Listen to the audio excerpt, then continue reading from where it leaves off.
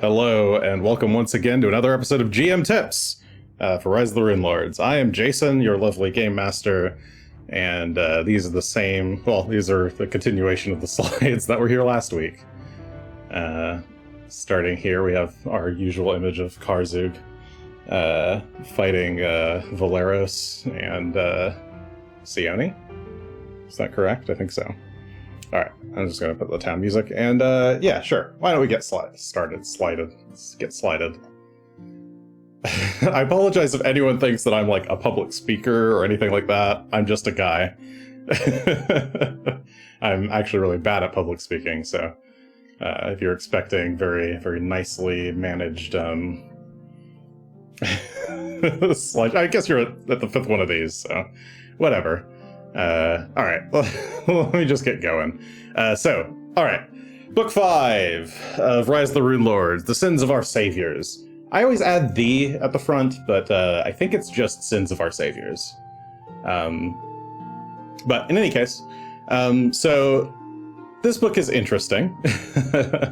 I like this book, but I think it is the most difficult / most problematic to run as a GM who's playing Rise of the Runelords. So I wanted to start this one actually by going over the kind of the good and the bad. Actually, let me turn on the music a little bit because I set it a little bit higher at the end of last stream and now it's too distracting to me. Okay. All right. So yes. So yeah, let's start with the bad of this book. It's really, really light. Or the lore is very, yeah, I wrote thin. It's strange lore that's going on in this book. It's very, very susceptible to fridge logic or popcorn logic or whatever you want to call it. If the players or you sit down and think about it at any given point, it's a case of like all of the character motivations in this book are just a little bit strange or a little bit weak, or there's like some things that are happening that don't quite make sense. So it requires a lot of kind of GM smoothing to kind of connect all the pieces and make everything flow in a nice, convenient, narratively cohesive sort of way. It's got very kind of weak plot hooks. The party is kind of just at the end of the last book, they find this note, or the way the book presents it, all they get is this one specific note left over from Mokmurian. Oh, I guess switch back to this view. This little map is basically all of the information that they get. The Hellstorm Flume ruins, foundation stones from each would know where the traitor Zaliasa dwelt, and perhaps where he hid his key to Runeforge. This is your entire party's motivation for returning to Sandpoint, seeking out the Runeforge, creating Runeforged Weapons, and defeating Karzug with them. But they don't know what the Runeforge is at this point. So it's very difficult for them to want to go there versus just going straight to Karzug in presumably Zinchalas, where they can easily find out where he should be at. So you have to work harder than you do in the other books to get the party to move in the right direction. It is kind of on top of that, the rune weapons, or the Runeforged Weapons as presented, even though they're kind of canonically supposed to be these really powerful weapons that have the potential to stop an all-powerful Rune Lord, because of the way the game mechanics actually work, the Runeforged Weapons aren't really strictly required by the story to do anything involving the rest of the plot.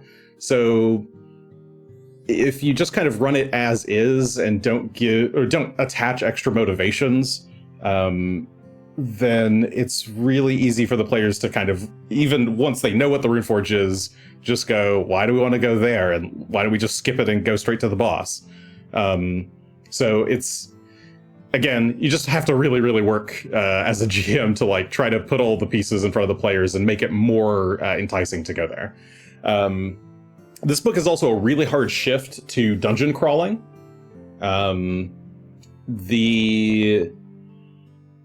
All of the other parts of this AP have fairly kind of open-ended. I guess the dungeons are relatively small, is I guess what I'm trying to say. There's kind of most of them have like a kind of, you have like a root town that you go back to, you go into a dungeon a little bit, you can kind of keep coming in and out. Here, you trap the party in one big dungeon for the majority of the book. So it's a lot, the tone is a lot different. The party can't really fall back to any civilizations. It can be kind of jarring for some parties if they're expecting things to kind of play out similarly to the prior books.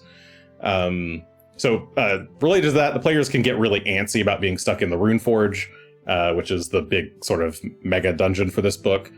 I don't think it's that bad in practice, but it does feel scary, and if you make it feel too scary, you run the risk of making the players more antsy and make them want to leave faster. So it's a balancing act. Some people want to play on hard mode as well. Yes, that's true. It's a common complaint. So a lot of GMs actually skip this book. I say a lot. I've seen a number of people discuss skipping the book over. And what you have to do instead is like really adjust the EXP and the levels and at which you fight things for book 6. And it's doable. You can skip this book if you want. I think there's a lot of like really iconic things here. Yeah, it's sort of up to you and your players and what you like. Obviously, I had a different... I've run it 2 different ways. I've run it just for a home game in person, and I've run it for a stream. Running it for a stream is very different. I think this... it's a matter of like your time slots. I think the wings of the Runeforge play a lot differently when you have kind of like an entire day to do one wing. If you're doing like kind of a sit-down longer form game on a weekend or something, versus... trying to segment each dungeon into kind of like 2-hour chunks like we do for third action.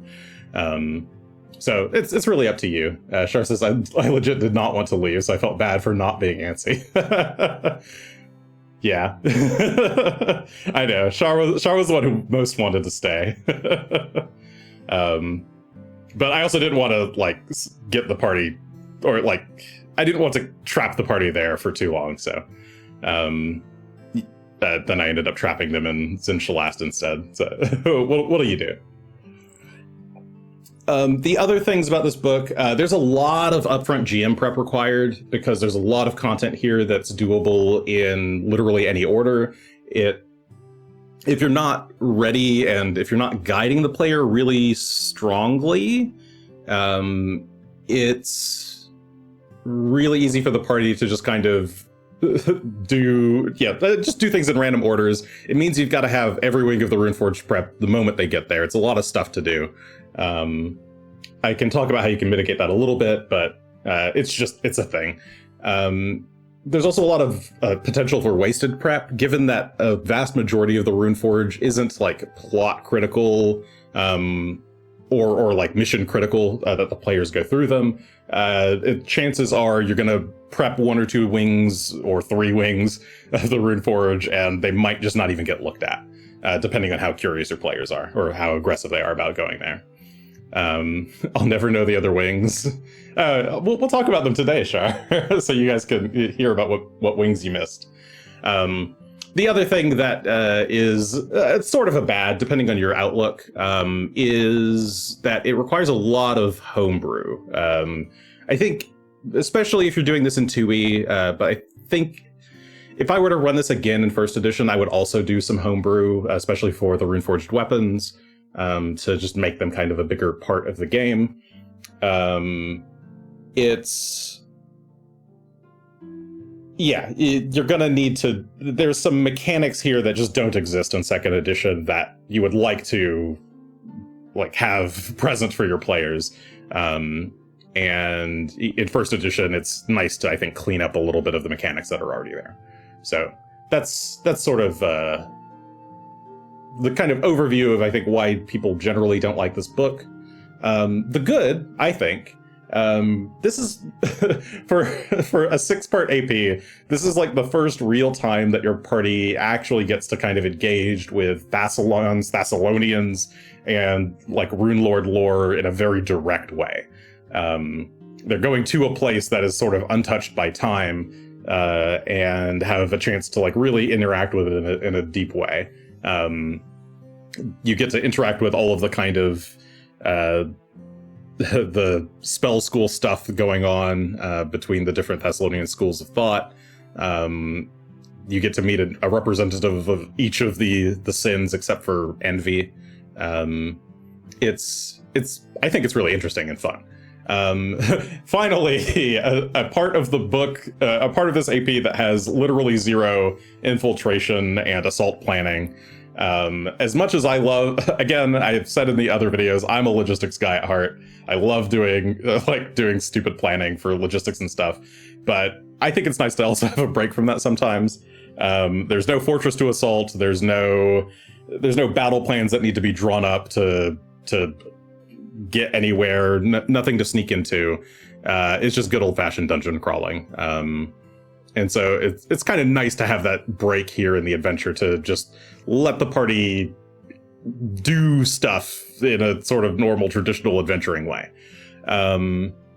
This part feels like the most kind of like traditional D&D dungeon setup. There's a really great cast, I think, of morally ambiguous but very villainous NPCs here in the Runeforge. Basically, all of them have the potential to be party allies if you so choose. It really depends. It's really up to the GM how the GM ends up playing the characters and how the players end up responding to them. That can really shape the experience of the Runeforge, and how the players, whether or not the players end up getting any allies out of this, and what their interactions are with each of the wings. So sort of related to that, I think there's a lot of cool, memorable encounters here. I think that each of the wings has their own, like, really different style. And there's some cool concepts going on. And the kind of counterpoint to the homebrew thing I mentioned as bad, I think this is actually a really good chance to dabble and experience with homebrew, especially if you haven't been doing it yet in this campaign. By this point in the adventure, you've probably got a pretty good idea of like what your party is like, where party members are struggling, and maybe you've got a little bit of like hankering for doing some little design tweaks. You might have already done that already, and built some custom items for characters, but the Runeforge is a great place to add lots of custom items, custom spells. It is a treasure trove of magic and wonder, and you can kind of go ham with it. It's basically limited to whatever you're able to do. Let me catch up with the chat.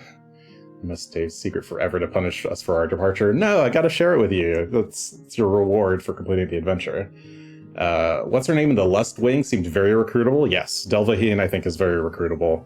I'll talk about her in a bit. Shar says, I was very sad with the implications later of what happened when we left. Yep, I'll go over that too.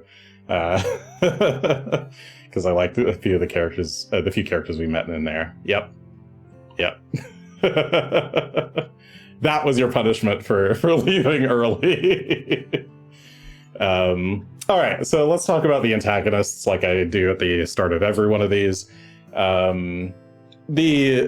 Finally, our root antagonist here, even though he does appear kind of indirectly, or semi-directly in this book, Karzug the Claimer. He is the Runelord of Greed, in a very long line of Runelords of Greed. When Mokmurian is killed by the party, or when Karzug kills him at the end of that combat, that is the final big blast of greed that is enough to sort of trigger the final stages of Karzug's revival. It triggers a big earthquake, opens up some stuff, things happen, we're sort of spiraling into the last act of the story. he wants to find the Runeforge so that he can claim its lost magics for himself. And now that he knows the party exists and that they're trying to stop him, he would like to stop the party from reaching it. So I don't think the book ever really explicitly discusses it in that terms, but I think that's the best way to view Karzug's perspective on this. The way it's written, he kind of just reacts to them being there and is kind of like, ha ha ha, silly adventurers, you're not going to be able to stop me. But Mokmurian has been actively looking for this place for the last 2 books. I think it's a little bit more of invested interest on his part. So I think it's important to sort of play this like Karzug is actively looking for this place and the party is trying to beat him to it. And I think that's a good way to try to frame this, especially when I'll talk about Mokmurian's notes and stuff in a bit, but I think that's the best way to frame sort of Karzug's involvement in this part of the book. The next level of antagonists are the remaining stewards of the Runeforge. There were 7, there are 6 of them, not all of them are villains. They are all trapped effectively in the Runeforge. Most of them are kind of self-absorbed in their research.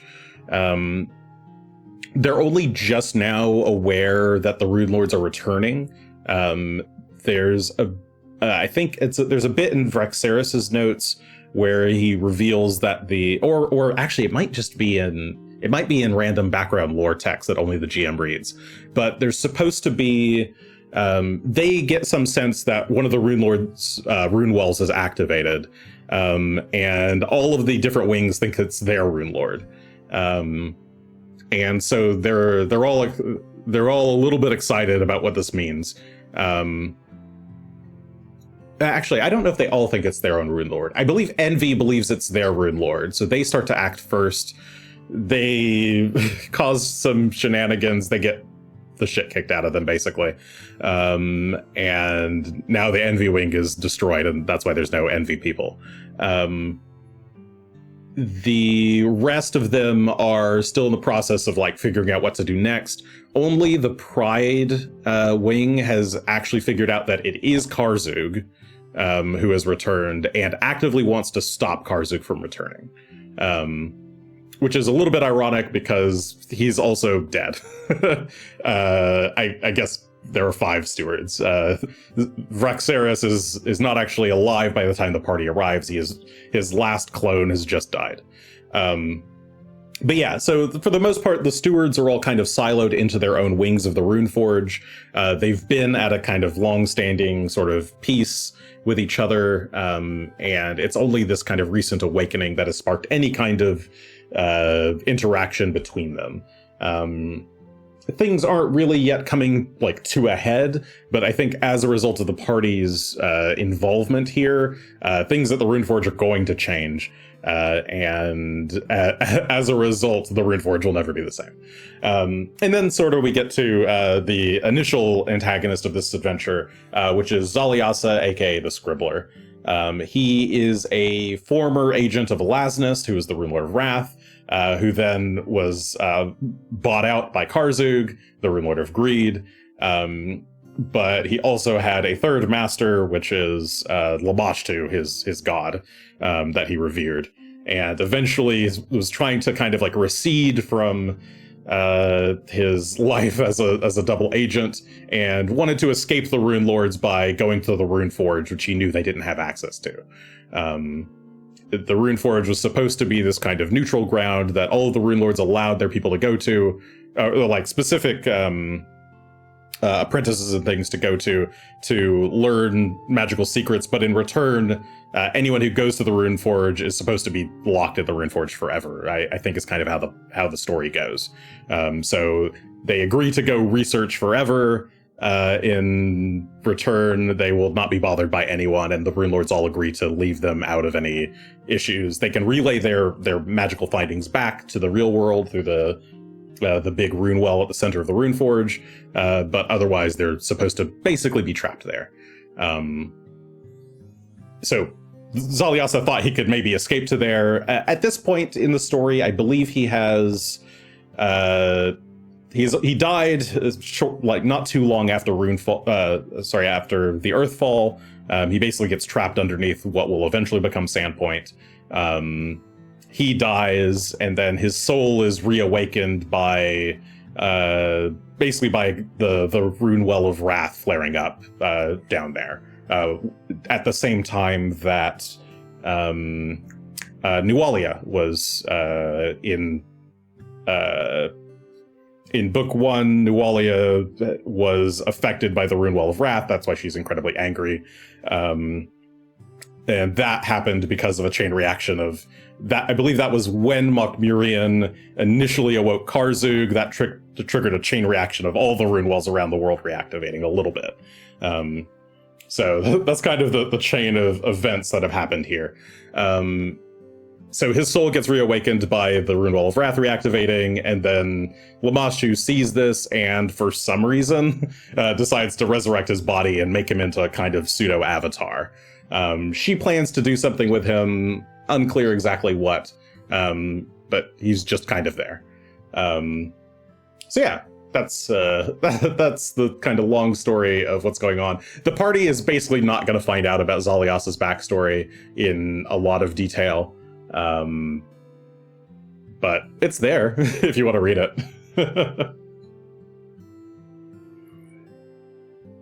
Okay, so let's talk about the desired flow of this adventure. Basically, you want the party to read Mokmurian's notes, and then from there be led back to Sandpoint to search for Zaliasa. Once they're in Sandpoint, defeat Zaliasa, find his notes. They're supposed to follow that trail to Rime Skull, which is north of Riddleport, kind of at the western edge of the Kodar Mountains. From there, they encounter the dragon, the ice dragon, or ancient white dragon, Archrist, and are supposed to bypass that and deal with a little puzzle/riddle to get into the Runeforge. Getting into the Runeforge traps them there, and while they're in the Runeforge, they're supposed to learn about the Runeforged Weapons as a means to combat Karzug, find out about the way to Zin Shalast, because they shouldn't know the exact way to get there yet, get materials from the Pride and Lustwing specifically so that they can make anti-greed weapons, and then find a way out. And once they're done with all of that and they've exited the Runeforge, it's their time to make any last preparations before heading off to Zin Shalast in Book 6. So, hooking the party. So to get the party to go to the Runeforge, I think it's important that Mokmurian's notes should explain why the Runeforge is so important to Karzug.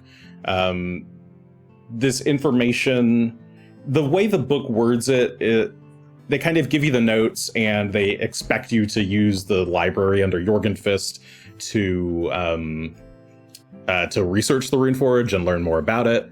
I think it's better actually if you just add more notes, write some more notes of Mokmurian's to give to the players that just explicitly say what Karzug wants it for. That information should not be gated behind any kind of checks. If it is, you run the risk of the party missing it and then not knowing what they're doing. So I think it's much, much better if you could just give the players a handout that more explicitly says what Mokmurian wants it for, that can justify why the party needs to go there. The Runeforge basically should be as enticing as you can possibly make it sound. The big thing is that there are potential weaknesses for Karzug and the other Runelords there.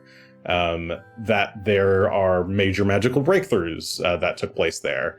That there's all manner of rare and unique spells, items, rituals, weapons, you name it. There's treasure to be had. Treasure that could be useful in defeating Karzug. And one thing that I actually like to do, I came up with this idea last time, or like this most recent time, was imply that the Runeforge has some kind of strange time dilation going on. If you've watched Dragon Ball Z, you might be aware of the hyperbolic time chamber. This is a great excuse to give the players a lot of retraining and crafting downtime. If you make it so that basically time passes I guess, faster inside the... sorry, is that the right way to say it? Time passes faster inside the Runeforge than outside the Runeforge. So they can spend a week in the Runeforge and pop out and only a day has passed or something like that. You can figure out the time scale that works for you. I don't remember what I set it to for third action, but especially in Pathfinder 2, if you've been running the adventure up to this point and you've got anybody who likes to craft, they've been probably pretty short on good crafting time. So this book is a pretty good chance. Like there's a lot of wealth available here, and a lot of crafting materials available. So give me craftings as well. Yes, I did this for you. And Adam wanted some time to retrain. This was a good time to do that. So I like to think of the Runeforge as the party's powering up arc. It is their chance to get strong, do some heavy lifting, get some reps in before they go on to basically face the final encounters. And so related to this, Zin Shalast's true location needs to be as unknown as possible. The book doesn't do a good job of, I think, explaining that the party shouldn't know how to get to Zin Shalast yet. So try to be deliberately vague in any of the information that you reveal about Zin Shalast. Basically all the party should learn is that the most the party should be able to learn is that it is somewhere within the Kodar Mountains. There's talk about Mahar Masif being where Zin Shalast's greatest spire is, which is probably where Karzug is hiding at. It's important to know that people in the modern day have never heard of Mahar Masif. They don't know what mountain that is. It's supposed to be the tallest mountain in the world, but people just don't know that. Is my point. There's some weird stuff going on with the Dreamlands, aka Ling, aka Nightmare Realm, aka Ethereal Plane stuff, that is supposed to kind of conceal Zin Shalast from. I mean, it is impossible to find by searching the area randomly. So if the party does insist on going there, I would probably do some kind of time skip, say, how long party would you like to search for Zin Shalast, and just skip that many weeks or days or months, and just tell them you spent all that time, but nothing. You've not found a single trace. It should not be possible for the party to get to Zin Shalast at this point. Unless you really want to, in which case adjust all of the levels accordingly, or curb stomp the party. That's also fine too. Whatever makes your group happy, I suppose. So if you want to play Runelords as a 1 to 20 campaign, I think this is the chapter where it is the easiest to start adjusting the level ranges. So I think this chapter, I wrote it here. By default, the kind of built-in milestones in the book suggest that you should be level 14 when you arrive at the Runeforge, after you deal with Archreist, the White Dragon. That's fine. I think that's a good starting point. I believe, though, that they have you level up to 15 after doing a couple of wings of the Runeforge, and then at the end of the Runeforge, you are well into 15. I think you can do away with that and give up to as many as 3 levels here in the Runeforge. So I think 15, 16, 17, all doable in the Runeforge, especially if your party is going to do all of the wings. I think the ideal is to give it to the party after every 2 wings or so.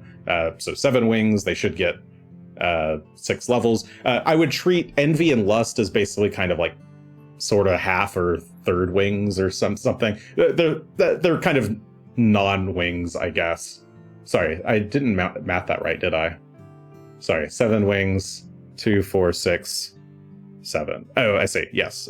Basically, don't count Envy or Lust. One of the 2 of them, don't count them. They're both very short. So you'll probably just want to fold that level up into one of the others. You can figure out whatever way works for your party. Then basically use level 18 as most of book 6. Basically the road to Zin Shalast and then all of Zin Shalast proper. If the party didn't do all of the Runeforge, then you can stretch like 16 and 17, or fold 16 and 17 into the Zin Shalast part of things and kind of extend Zin Shalast out a little bit more and do like require more of the encounters to happen, or heavily encourage more of the encounters to happen there. When we get to that book, you'll see Zin Shalast it's a lot of very optional stuff. So if the party decides to opt out of Runeforge, you can kind of do more stuff in Zin Shalast to make up for it. And yeah, I would basically do the entirety of the Pinnacle of Avarice at 19. I think that's a good level for it. And then the final encounter with Karzug, basically right before they get to the final encounter, let them level up, and then do the Karzug fight at 20. And I think it's a good capstone fight for them. In both editions, you'll need to upgrade Karzug a lot to make up for that, since they're supposed to be, level 18? I think they just hit level 18 at the end of Runelords, original edition. So yeah, you'll need to adjust his level accordingly. You can probably handle that. But yeah, this is a decent game plan for if you're trying to adjust the levels to match. Actually, the actual part 1. No more Zin Shalast. Well, that's what the party gets. You gotta do something to earn EXP. I mean, if you want, you can just skip levels, I suppose. I think it's more fun to have the party actually do something in between each level up, but I suppose nothing stops you from getting to the Pinnacle of Avarice and skipping all the way up to level 20 from wherever you are. It's up to you. I just like giving the party a chance to actually play at level 20, because it's very rare. And modern APs actually go to 20 these days, but back in the day they didn't, so it's a good adjustment. Okay, so part 1, the Scribbler's Rhyme. So here we're going to return to Sandpoint and then deal with the Zaliasa and the Lamashu Shrine down below. So returning to Sandpoint, the party needs to remember to take the hostages home. This is a good chance to engage in some RP, especially if you put named characters in the hostage pool. If there's any rich merchants, they can offer rewards to make up for any lost money that you didn't give out, or any wealth that's missing. Again, in between books is a good chance to audit wealth counts, especially if the party missed Longtooth's hoard, and if you forgot, for instance, to put a bunch of treasure in Mokmurian's vault, or in the library, then you can use the merchants to kind of make up for that money-wise, if you'd rather them just go spend money and buy stuff. On the way back, the party, it's reasonable to have the party pass through a small little town called Roderick's Cove. It's a little town that's in Return of the Runelords, the third part of the Runelords trilogy. It's actually the starting town there. So if you intend on running Return of the Runelords one day, especially for the same group, it can be kind of cute foreshadowing, I guess, for what's going to happen in Roderick's Cove later on. Not super important, but just figured I'd mention it. I used it as a kind of plot point when I did third action, kind of tied into some of the characters' backstories a little bit, but specifically guns. But in any case, if the party is dicking around a lot, ascending from Xanthus can call the party back. Have romantic one-night stands with a noble? One of the hostages that they freed? Sure, why not? I don't see why not. Let's see. Right, of course. In Sandpoint, the quake that happened when Mokmurian died has opened up a sinkhole. And that's why Father Xanthus and the sort of town leadership is going to contact the party. So they can either contact the party when they arrive, or they can send a sending. You can even use the sending partway through their journey back, or if the party sends to them. yeah, it's a good chance to let the party know something's going on, and that way they're kind of aware by the time they arrive. And it gives them a little bit of a rush to move faster. Again, with all traveling at this point in the game, you don't really need to worry about doing random encounters. If you really must do some encounters, you could have a few giants running or like returning to the Storval Plateau, something like that, now that they've heard the news that Mogmirian's dead. But not much is needed here. It should be relatively quick. And I actually forgot to mention the timing of all of this adventure path, but the Swallowtail Festival is supposed to take place at kind of the beginning of fall. There's a specific date for it if you look on the Pathfinder wiki, I think. That's the date I started or like the in-world date I started the adventure. If you're a timekeeper like me and like to keep track of what day is what in your game, then by this point, the party should be around whatever December is called. They should be well into winter at this point. It should be getting a lot colder. The final act takes place up in a mountain, so they're going to want to get cold weather gear eventually. Kuthona? Yeah, that sounds right. I'm too lazy to look right now, but actually, sure. No, I'm not going to look. I said I'm too lazy. I'm going to continue to be too lazy. I shall not Google it. I shall trust that Will is correct and that it is Kuthona. Zon Kuthon being December seems right to me. But in any case, yeah, make sure to note the sort of change in weather. I never make things up, smile. Sure. But okay, so eventually the Mayor Deverid and Father Xanthus and Sheriff Hemlock will tell the party, hey, the sinkhole is here. It's weird. It seems to go down into the catacombs. Could you go check it out for us? The party should almost certainly want to do this. It is related to the catacombs that they already went through in Book 1, so it's kind of an extension of that. They should be excited, frankly, to go down there again. If they're not going down there, you can do all sorts of things, like have the I forget what the hounds are called, the hellhounds that Hounds of Lamashtu, is that what they're called?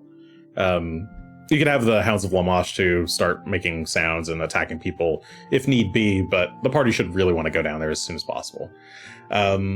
This is where the party is finally going to meet the Master of Aurelium. She was the Quasit back in Book 1, who was the boss of the Catacombs of Wrath, and she was actually someone else's familiar. It's him! It's the Scribbler. I think that this sort of mini dungeon is much bigger than it needs to be. And actually I have a comparison here of, on the right is my adjusted version. I know it's red. I put like fog in it and stuff. This is back when this was at our tail end of Roll20 when I was still baking in kind of light changing colors and stuff into my map. So apologies for how it looks, but the actual shrine is quite, I think, relatively large. And has a number of encounters sort of sprinkled around it. You end up having this kind of the boss encounter with Zaliasa in kind of the main room. Around here. I think the party enters from this spiral staircase, comes down here, does some encounters along the sides, then eventually fights Zaliasa here.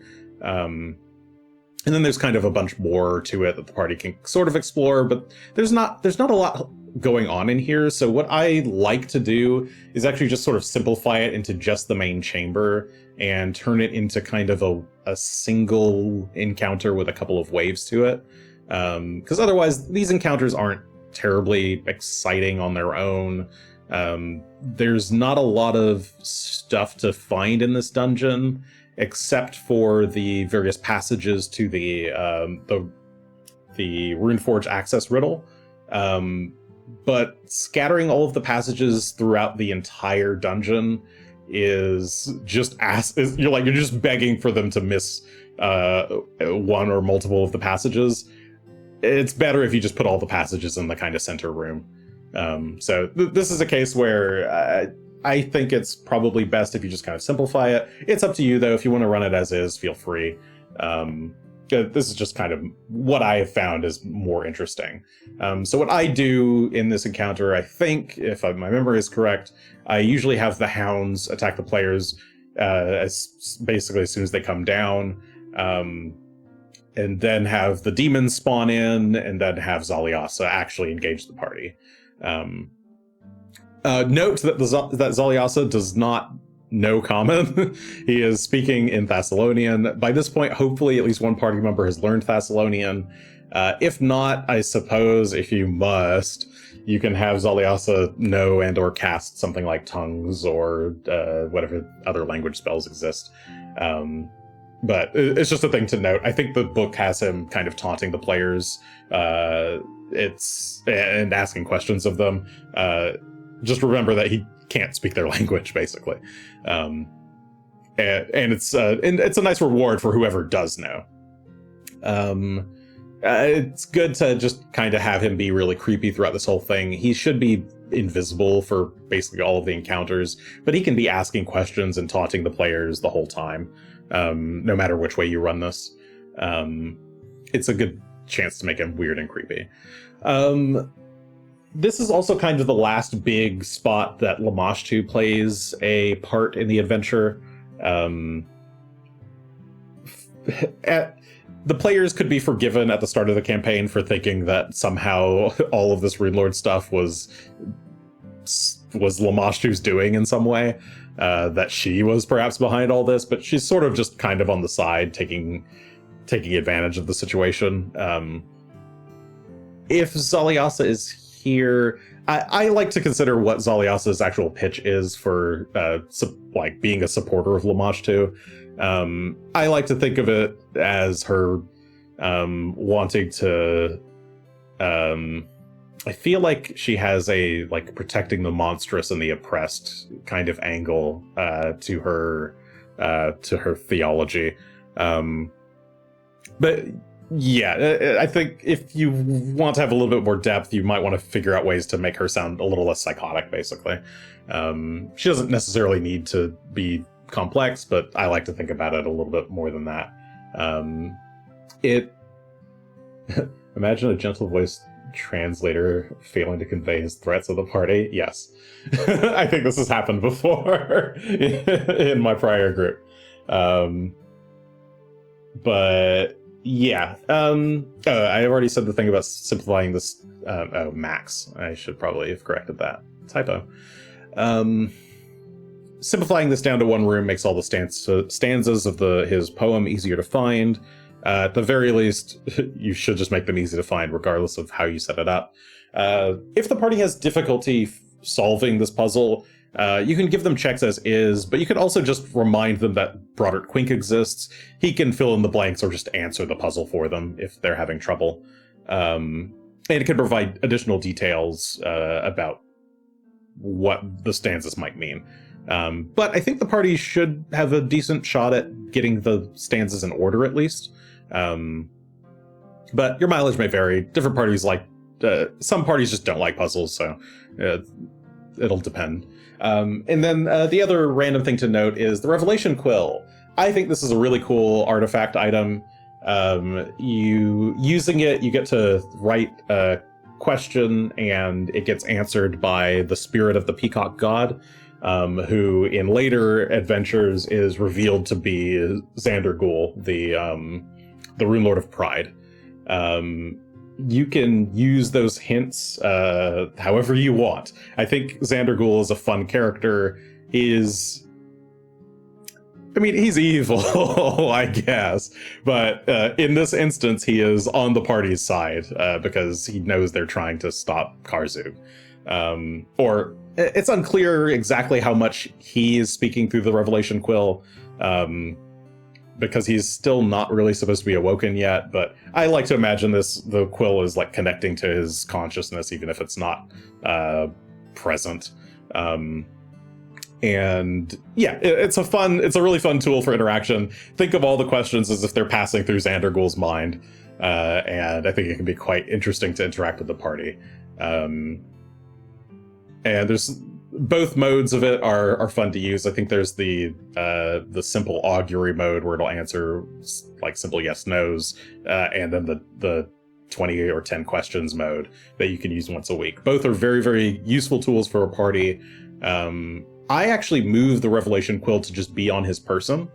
That way the party just doesn't miss it. I think by default it's hidden in like the very, very back room of the dungeon after you've already dealt with everything else. If you want to run it that way, that's fine. I think it's too cool of an item to miss, so I like to just give it to the party, basically. But you may disagree. Okay. Seeking the Runeforge, part 2 of the adventure. So this encompasses going from Sandpoint to Rimeskull, defeating or dealing with Archrice the Freezemaw, and then entering the Runeforge. Reaching Rimeskull, it should be relatively easy to figure out where to go. If a party member isn't able to figure out what the Steaming Mirror means, Brodert should be able to know. Any other number of NPCs could probably help. Shalelu is a good source. She's probably with the party by now. Unless they left her behind at in book 2. Yeah, Shalelu would probably know what this is. Should be easy to figure out. Again, remark on the cold weather, party should probably get winter clothes. It's funnier if they don't, but certainly warn them that it's going to be cold. Also note that by this point in the game, travel is probably getting very quick. I believe the party should have access to Phantom Steed, which can go 64 miles a day by flying. That's pretty fucking fast. I think there's other modes of transportation the party should have access to at this point. It really depends on exactly what your party is. If your party doesn't have any arcane casters, or I mean, if your party doesn't have any casters that can cast useful transportation spells, consider giving them some wands or something as a reward at this point from the people of Sandpoint, perhaps, for helping them out.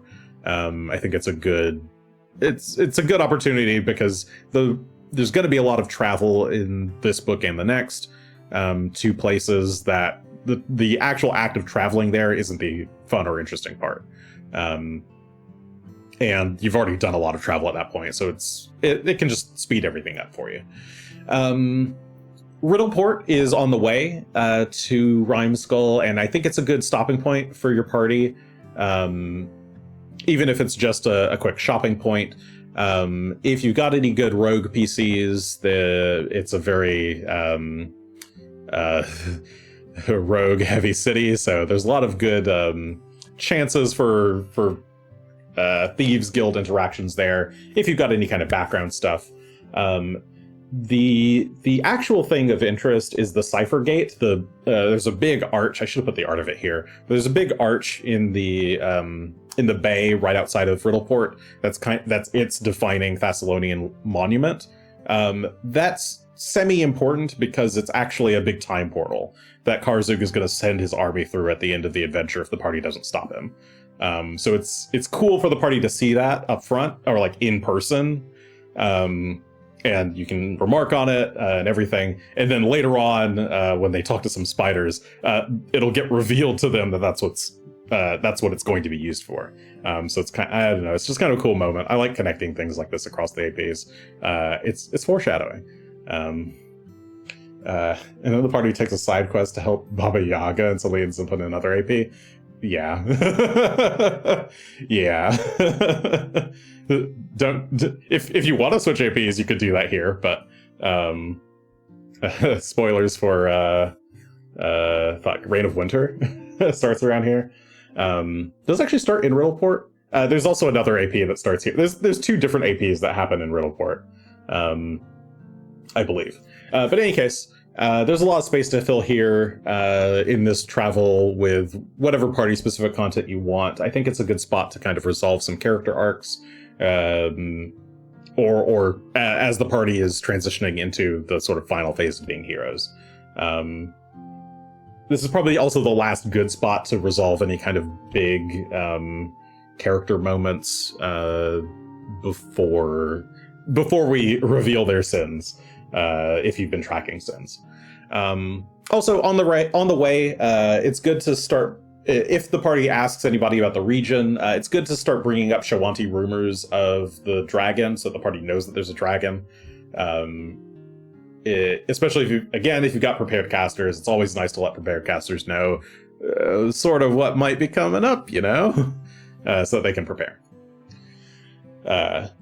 All right, so Archchrist, the Freeze Maw. My party probably doesn't recognize him because I substituted him for a different dragon who's from a different AP, because they had ties to Shalelu, who has ties to that AP instead. So I had that dragon kill this one and take his body, and I made that maybe a little bit too complicated than it needed to be, but I thought it was funny. But if you're doing this the normal way, here is where, once you get to Rhymeskull, the party encounters Archchrist the Freezemaw. I think the Freezemaw, I think, is his Shawanti name, and Archchrist is his given dragon name. This is fun. It's a really cool, just straight up dragon fight against a real ancient dragon, not a young dragon. It's relatively low stakes because the party can kind of just leave if they want. You don't have to have Archchrist chase them. He's sort of defending his own territory here. If you want, you can let the party be sneakier. I like to just run it as a straight up encounter. It's cooler that way. Usually I do this. I like to run this encounter outdoors once the party finds the big ring of statues that give them the Sahedron keys to get into the Runeforge. That way you can actually do this as a big outdoor encounter. You can have snow, you can have heavy wind if you want. I like to use snow for the falling snow for concealment, and have the terrain be lots of greater difficult terrain, because you don't get to use greater difficult terrain very much. It's a nice place for Ranger to shine if they've got anti-difficult terrain mechanics going on. And a big dragon fight is just really cool. It's also a chance for the party to use up flying abilities, that sort of thing. The book lists, the book kind of implies that you could have him fight the party outside, and then once he gets low on HP, he should retreat back to his lair. I think that's pretty optional. You could also have him retreat if the party seems sufficiently beat, in case the party just really can't handle the dragon. It's possible that they might not be able to. But I think there's plenty of encounters coming up. They don't really need to do 2 versions of this fight unless you really, really want to, or unless they really, really screw it up. So if you must, you can have him just leave the region. The book does have a note that he can follow you into the Runeforge, which I think is very funny, but there's not a lot of room in the Runeforge for him to do that, so mileage may vary. You can't get to level 20 and never slay an ancient dragon. I know, Jubaral, that's what I'm saying. Sorry, Jubalral. I think this is they get one more big ancient dragon fight directly and against a blue dragon in book 6. So yeah, there's very few chances for them to fight big ass dragons. Let them fight a big ass dragon, please. And also the Archchrist's backstory does not matter at all. So it's he doesn't need to survive. He can be as feral as you want him to be. And by feral, I mean willing to drop to 0 HP for his cause of being mad at the PCs for being near his territory. But in any case, so entering the Runeforge, I think you want to have a good mental image of how the puzzle works, how the statues are arranged, have some player aids set up. If you want, there's these statues of the Runelords that you're supposed to just kind of identify with detect magic. You could also test the party's memory of their Runelords lore by describing the statue's weapons and clothing. Even though they're supposed to be worn, you could probably still figure out what weapons each one has. The party probably should have picked up this information about who all the different Runelords are from the library in Jorgenfist, or from Broderick Quink at some point. So you can kind of play with that a little bit here. I also thought it helped to assign each school a different color, so that when you saw it via Detect Magic, it showed up as that color, rather than making. And you could make the little keys. They're all supposed to be golden. I like to make them match the color of the school. They have kind of the key section and then the lock section inside the cave around, right beside Arkwright's Hoard. Rather than just having the two patterns be the same, I like to shuffle the order. That way the party has to actually figure out which key goes where. But generally, if you're trying to mess with this puzzle to make it more interesting, don't go making it too hard. This isn't supposed to be a incredibly hard challenge. I know it probably should be harder, given that it's supposed to be some ancient secret way of getting into the Runeforge that no one's supposed to know about. But the party has to do it, so you can't make it too hard unless your players really love puzzles, or you've got a couple people in the party who would really sit down and solve such a thing. You could go about making it more complicated, but I would just add a little bit of layers of complication, but not too much.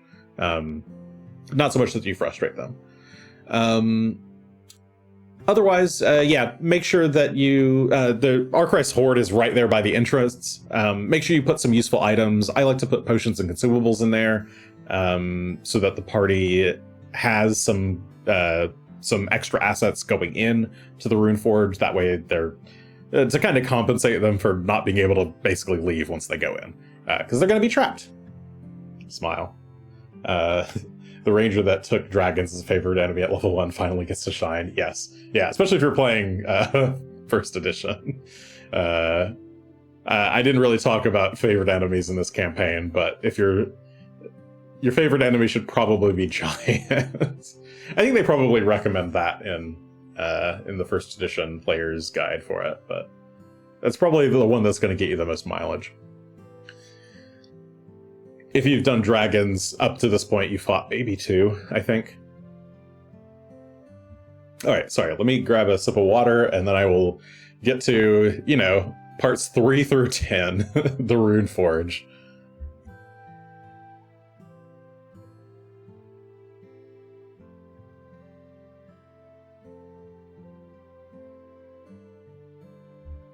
Okie dokie. So, there's a lot of stuff going on in the Runeforge. It's the rest of this book. It's presented to you in a semi-haphazard order. I'm going to try to talk about things at a sort of broad level, and then go through each of the wings of the Runeforge in a roughly recommended order. But yeah. So, doing the actual GM prep for the Runeforge. Basically, you've got 7 wings. Each one is its own kind of mini dungeon. The party's able to do them in any order they feel like. What I like to do, if you don't have time to literally prep every single wing up front before the party starts, what I like to do is just let the players know, hey, there's 7 wings. Which wing do you want to go to first? There's one for each Runelord. Pick. Let me know as a GM which one you're likely to go to. And that way, have your party decide outside of the game and commit to it. And then that way you can prep that wing, let the party go there, and then once they're done with that wing, you can ask them what wing do you want to go to next, and then prep that wing instead, or prep that wing for the next week or what have you, or next session. I don't know how often you have your sessions. That's my preference. I basically do that until I've got kind of all of the wings ready. I think that's what I did last time. I did kind of the first 2. And then did 2 more based on what the party said they wanted to do, and they lied to me. And then I just finish doing the rest in the background as the party goes through the remainder, if they're not going through 1 a week or 1 a session. If you've got an EXP-based game, it's actually probably a lot less trouble to hook players to go to each one of the wings. If you're doing Milestone, like I suggest most people probably should be doing for this adventure, it's totally up to you. But if you're doing Milestone, you're going to have to work a lot harder to make the party want to go to every wing, to give to like provide reasons for what each wing has, or like why each party should go to each individual wing. The actual kind of story reasons for why the players will eventually need to go to each wing. So Pride and Lust are the two absolutely mandatory wings for this adventure. The party is going to be making Runeforged Weapons. They need Pride and Lust to make an anti-greed weapon. They should probably not leave the Runeforge until they've got an anti-greed weapon. That's the entire point.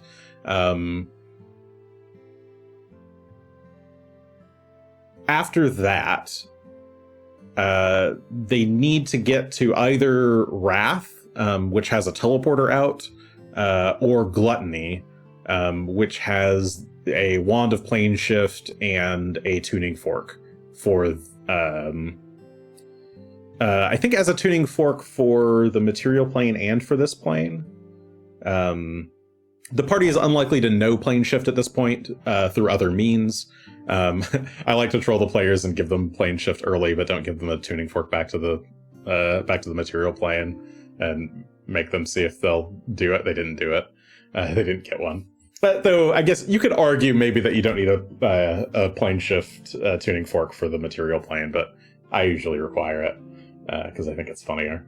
But in any case, Gluttony is where they can get a plane shift ticket out. In second edition, it's an uncommon spell. In first edition, it's actually possible that your party already knows it, so big shrugs. If they've got a plane shift way to get out, then all right, they broke the adventure a little bit. Can't do anything about that. That's why I like the rarity tags in second. Let's see. I also like to make Sloth an option. It's possible that your party puts 2 and 2 together, thinks, wait a sec, Conjuration is all the teleportation stuff. Maybe they have a teleportation-y way to get out. So yeah, I like to make Sloth a reasonable choice for... there's a helpful NPC there. He can almost certainly figure out a way to get the party out. A big thing to do in your prep here is, I think, expanding on all of the existing handouts by adding more notes, more text. It can really, really help this adventure and sort of tie things together. You can sort of tailor this bonus information based on the sequence that your party goes through the dungeon. And basically, whatever information you do give the players through notes and things can fully change the route that you go through the Runeforge. So I think the notes as given are very sparse. You can very strongly affect things by giving more notes and altering some of the notes that are presented. And I'll talk about that a little bit too. Or I hope I remember to. There's a lot of spellcasters here. Before you run each wing, make sure you've looked at the retainer, who's there, or warden, or master of that wing. Look at their spell list. I try to give them a kind of Runelord spell list for their wing. Usually give them a bunch of spells of their primary school and no spells from their 2 opposing schools. I would actually prefer to give them almost exclusively spells from their own school. Just to kind of show off their casting style. But some schools don't have attack spells, though in second edition specifically. In first edition, there's a lot more attack spells across all the different traditions. In second edition, they did things like move all of the damaging spells out of transmutation, so now Karzuk has no attack spells. But you can there's nothing to saying that you can't adjust the school of a spell. In the first edition, say, Disintegrate used to be a transmutation spell. There's no reason why transmutation can't be Disintegrate couldn't be a transmutation spell in second edition as well, with the right training. So I like to alter some of the schools to sort of match the characters. I think transmutation is probably the biggest one you have to do that with. Maybe Conjuration is also missing all of their attack spells as well. I'd have to double check that. I feel like a lot of the Conjuration spells got turned into Evocation. Is that true? I think they still have the acid spells, but in any case, yeah, you might need to adjust things like that. Make sure they all have damaging spells, but yeah, I would try to use this as an opportunity as a GM to learn how to play different types of casters. It's fun, and it fits with the theme. Just, yeah, be ready to play a lot of wizards. And last note here, when doing prep, throw treasure in. So much treasure, just all the treasure you can find. The Runeforge should be filled with magical items of various rarities. This is a great chance to, if your party has ever asked for or hinted at or side-eyed any kind of rare or uncommon items, this is a great chance to sort of scatter them throughout, make them rewards for doing various bits of the exploration. Like I said, this is supposed to be a kind of a power-up arc for the PCs, so feel free to give out all that sort of stuff here. There should actually be, especially if your party is planning to get to 17 here, this is also a great time to throw in Apex items if you're in 2nd edition.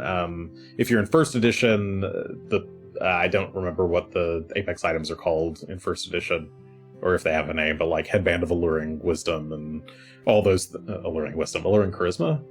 Headband of Inspired Wisdom, the Belt of Giant Strength, that's, you know the big five, etc. I think the enemies by default already have those items, so this is a great place to, I mean, in 1st edition you're going to be getting those here anyway. 2nd edition, it's a good spot to put them on like the various captains. Would you say that there's enough traps in Rise of the Runelords to make someone who took trap finding and disarming abilities shine? No, not really. But if you do have a trap specialist, I think you can adjust the game to add more traps. I don't think it's hard. There's a lot of places across the entire AP that feel like they should have more traps than they do. So I think it's totally reasonable to insert extra traps. And it's not too hard to like figure out where you should put a trap. It's like you see a door, it should probably be trapped. Yeah, Will says Greshy ended up moving away from Thievery because there wasn't much call for it.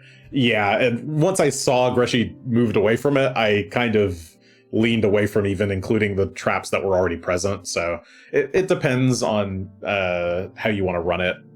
There's not a ton of direct dungeon crawling, there just tends to not be a ton of hazards in that way. There are some, but it's a mix. I think there's more haunts than actual traps across these adventures.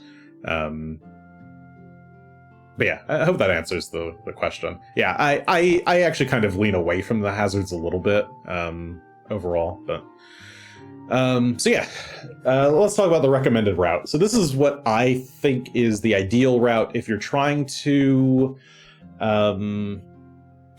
the party to see as much as possible. The Envy Wing should be a good like kind of starting point. It's very short. There's like one creature there, which is I'll get to it anyway. But you want to tempt the players there. It's easy to tempt the players into because it's been kind of destroyed. You can have smoke coming out of it. And what I would do is actually add some additional notes there. There's basically no notes given in that section. I added a note here that explained what the what the Wardens of Envy were doing, and their plans to craft some Runeforged weapons. That gives the party an immediate like, oh, we can craft cool weapons here? Neat. So it like sets their goal up for them, like what they're trying to do while they're here. You want them to know what they're doing here as soon as possible. That way they're not just kind of meandering around aimlessly. I think it's helpful to give the party a goal. And from those notes, I think it's actually, if you want them to see everything, then I would have the Wardens of Envy know that the Warden of Sloth, Jordamandus, has done some heavy research into the Runeforged weapon process. That way, the party can like the party will be incentivized to go ask, or not go ask Jordomandus, but go to Jordomandus's chambers to see if they can find out more about the actual construction process. From there, you can have, because Jordomandus is, I'll get to him too. He is relatively forthcoming on information if you want him to be. You can use him as a kind of gateway to explaining what's in all the other wings. He can explain the process of making a Runeforged weapon. He's supposed to have a list of all of the exact materials that you need to make the different types of weapons. And what I like to do is actually, because he's a conjuration specialist, I like to have it be set up such that his wing was the one that created the teleporters in the Wrathwing. So he should know about the teleporters out from the Wrathwing. And he can also know that Azaven and Orticon are potential dangerous threats that need to be dealt with.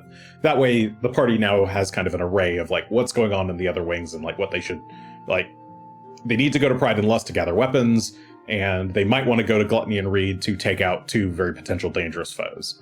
And then they need to go to Wrath to find a way out. So yeah, basically from there, they should go to Pride and Lust directly to get their materials for greed weapons.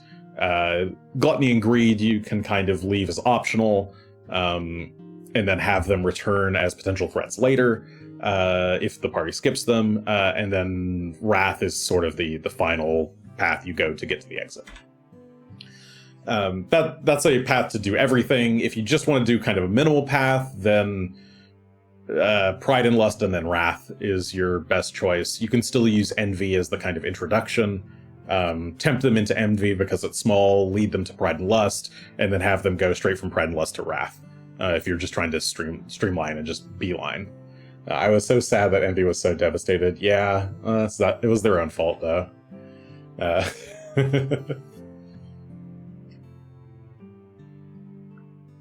I do wish it was a fully built out wing. I wish I like that all of the other ones have their own wardens that are present. But yeah, Envy doesn't get to have any wardens because they're all dead, and you don't get any lore there because they're all dead. Players don't always catch this, so I agree with letting them know certain things easily for plot movement. Yes, yeah, I agree. Jabral. Jabral. Why am I thinking Jabral? Is there... I'm thinking of Gundam. What's that city in Gundam?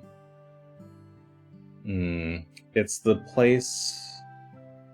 Anyway, sorry, I'm distracting myself.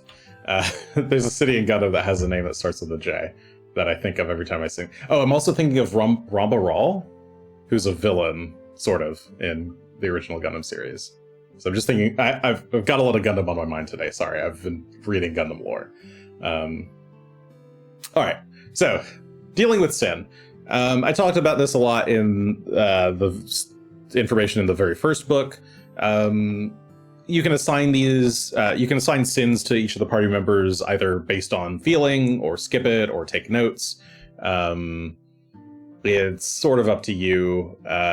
If you're going to run it, if you want to assign each player a sin and have them have some effects, then what I like to do is, upon either entering the Runeforge or entering a wing of the Runeforge, give the players these are your sins recap, this is look back at your life.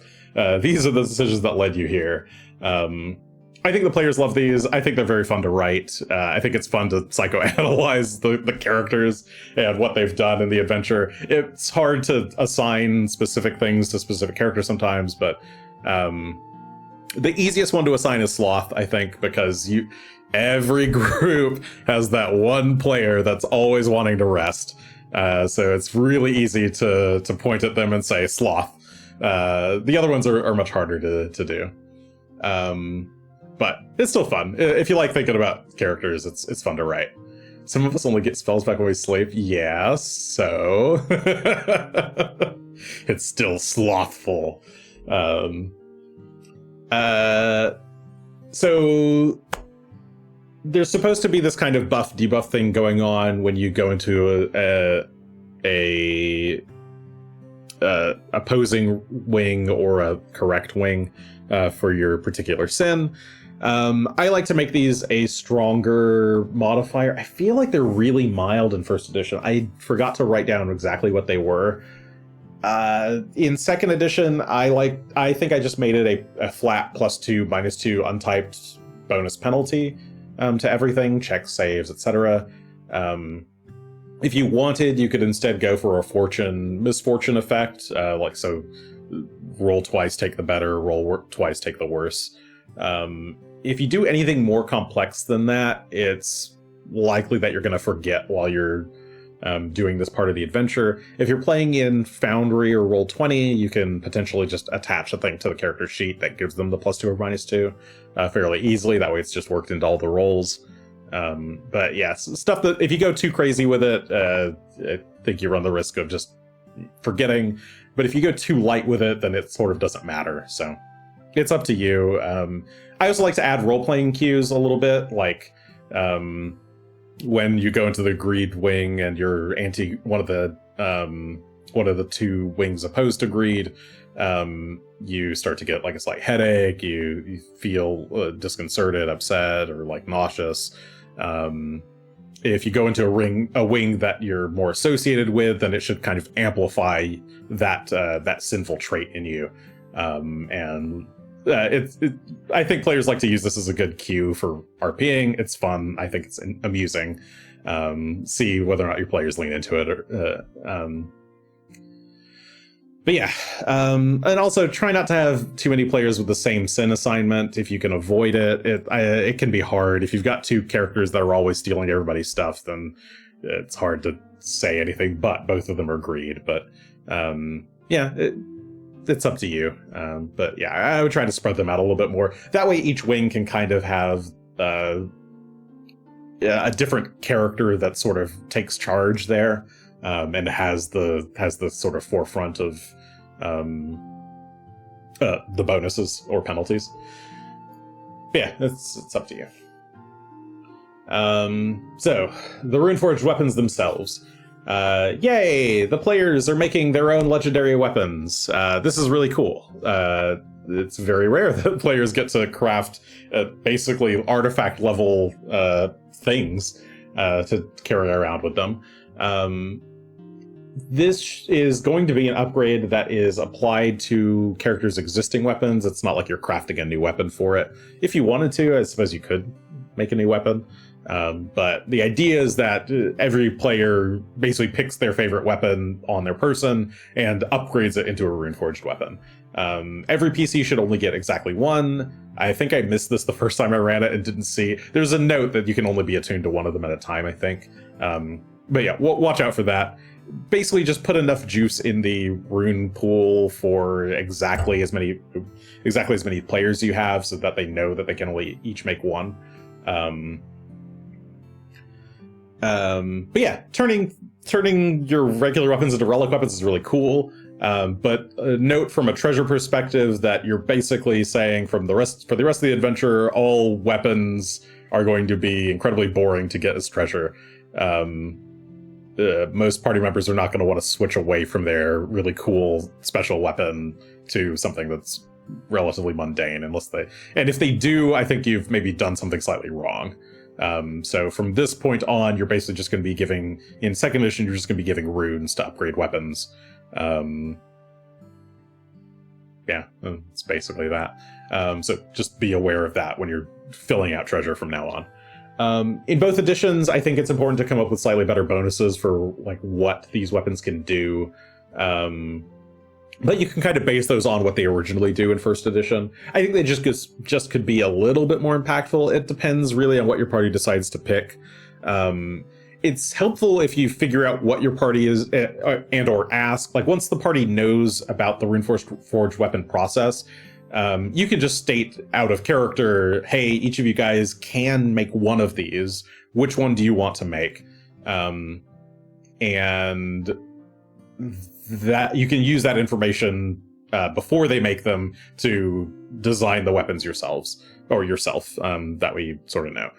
Make sure they're doing at least one anti-greed weapon. That's important for the plot. But otherwise, yeah, I think things that are fun, and I honestly just did all of these, or most of these, for my versions of the weapons. I turned them into kind of relic weapons in 2E, which the players are already high level, but I gave them a few additional abilities as they leveled up for the rest of the game, to imply that the weapons are getting more powerful. How cool are they? Aren't you glad you went to the Runeforge to do this? Aren't they so useful? But yeah, so they should definitely do bonus damage to casters of the target Sin School, or followers of that Sin School. They're only really going to run into, depends on when they make the weapons. If they make the weapons at the end of their stay at the Runeforge, they're only going to get used on Karzuk. If the players are smart about it, they might make the weapons in sequence and prepare, say, an anti-Sloth weapon before going into the Sloth Wing. Depends. They're probably not going to be able to do that just because of the order of getting information and the wings they might have to go to, but they might get a little bit of use out of it against the appropriate caster type here, but for the rest of the adventure they're probably not going to unless they pick Greed. So it's useful to give them some additional abilities beyond just that. They should have some kind of action counterspell. I think that's very useful. I think not every one of them had that in the base game. I like to give them all some kind of action counterspell to remove, basically dispel any magic of that caster school. I also like to give them a unique reaction to help themselves counter anything that affects them that is of the specific spell type. And then on top of that, I like to give them unique abilities that help fulfill that character's specific fantasy. So like for Greshey in our party, he was a druid, he had an animal companion. He had kind of built his character into giving the animal companion a lot of his feat power went into building up Phelan. So I had his Runeforged weapon provide additional bonuses when commanding an animal, gave the companion some additional elemental damage. I thought that was pretty cool. I think it helps. You can we're spamming the screen with Phalans now, yes. I think it's a nice thing that you can do for your party, especially if you see that any particular party member is like trying to do a thing a lot, but maybe it doesn't quite work. Maybe the balance isn't quite right. Like if you have a caster who really wants to do a lot of attack spells and they just ain't hitting ever, maybe have it give them some bonuses to attack spells, or like bonuses if they're a fire caster, give them some like free burning on fire spells. It's okay to make these weapons cool and overpowered. You can adjust HP on the side, whatever. I like to make these things really cool, and as cool as you can afford to make them, basically. Another option is just to give them kind of like free spells that they can cast, preferably scaled to their own level if they're a non-caster. That way they're continually useful for the rest of the game. Other thing I like to do, make the players give their weapon a name. When they craft their weapon, I say, "Hey, what do you call it?" And I think it's a fun moment. I don't know if players like this, but I think it's very fun to see what players are gonna choose as the name for their legendary weapon. And I also like to, sorry, I'm losing track of my mouse. I also like to keep these weapons around as artifacts for future games. Even if the party isn't here, even when I play Starfinder, I like to carry their weapons on into the future. These weapons will outlive the players, so it's fun to have them have some lore and history behind them. And yeah, again, make sure you make them have one greed weapon. That's the whole point. Do a bleach moment, time stops around them, and they have to earn knowing their weapon's name. Yes, that's totally acceptable, I think.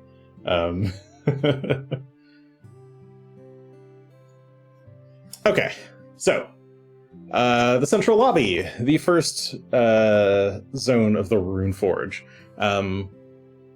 And hopefully I will remember by the time I make the YouTube video of this but I will try to put in either a comment or down in the description all of my copies of these maps.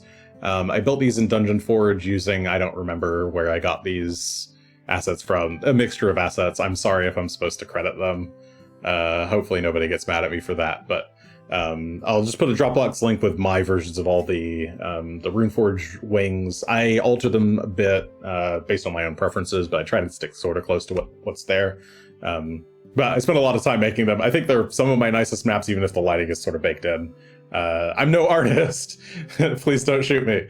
But I think they kind of came out okay. So if you want to use them either as a baseline for your own maps or whatever, go for it. You can see I flipped up the shadows here, but in any case. All right, enough talking about that. We're here. Central lobby. So this is, you walk in, you have the 7 statues of the Runelords, paths to each wing. What I like to do here is, make some sense of distress from the Envy wing. I think that is a good way to kind of entice the party to go that direction. The party also comes from a little central bit. Sorry, where's my mouse? There we go. Yes, the Envy wing over here. I like to have some smoke coming out.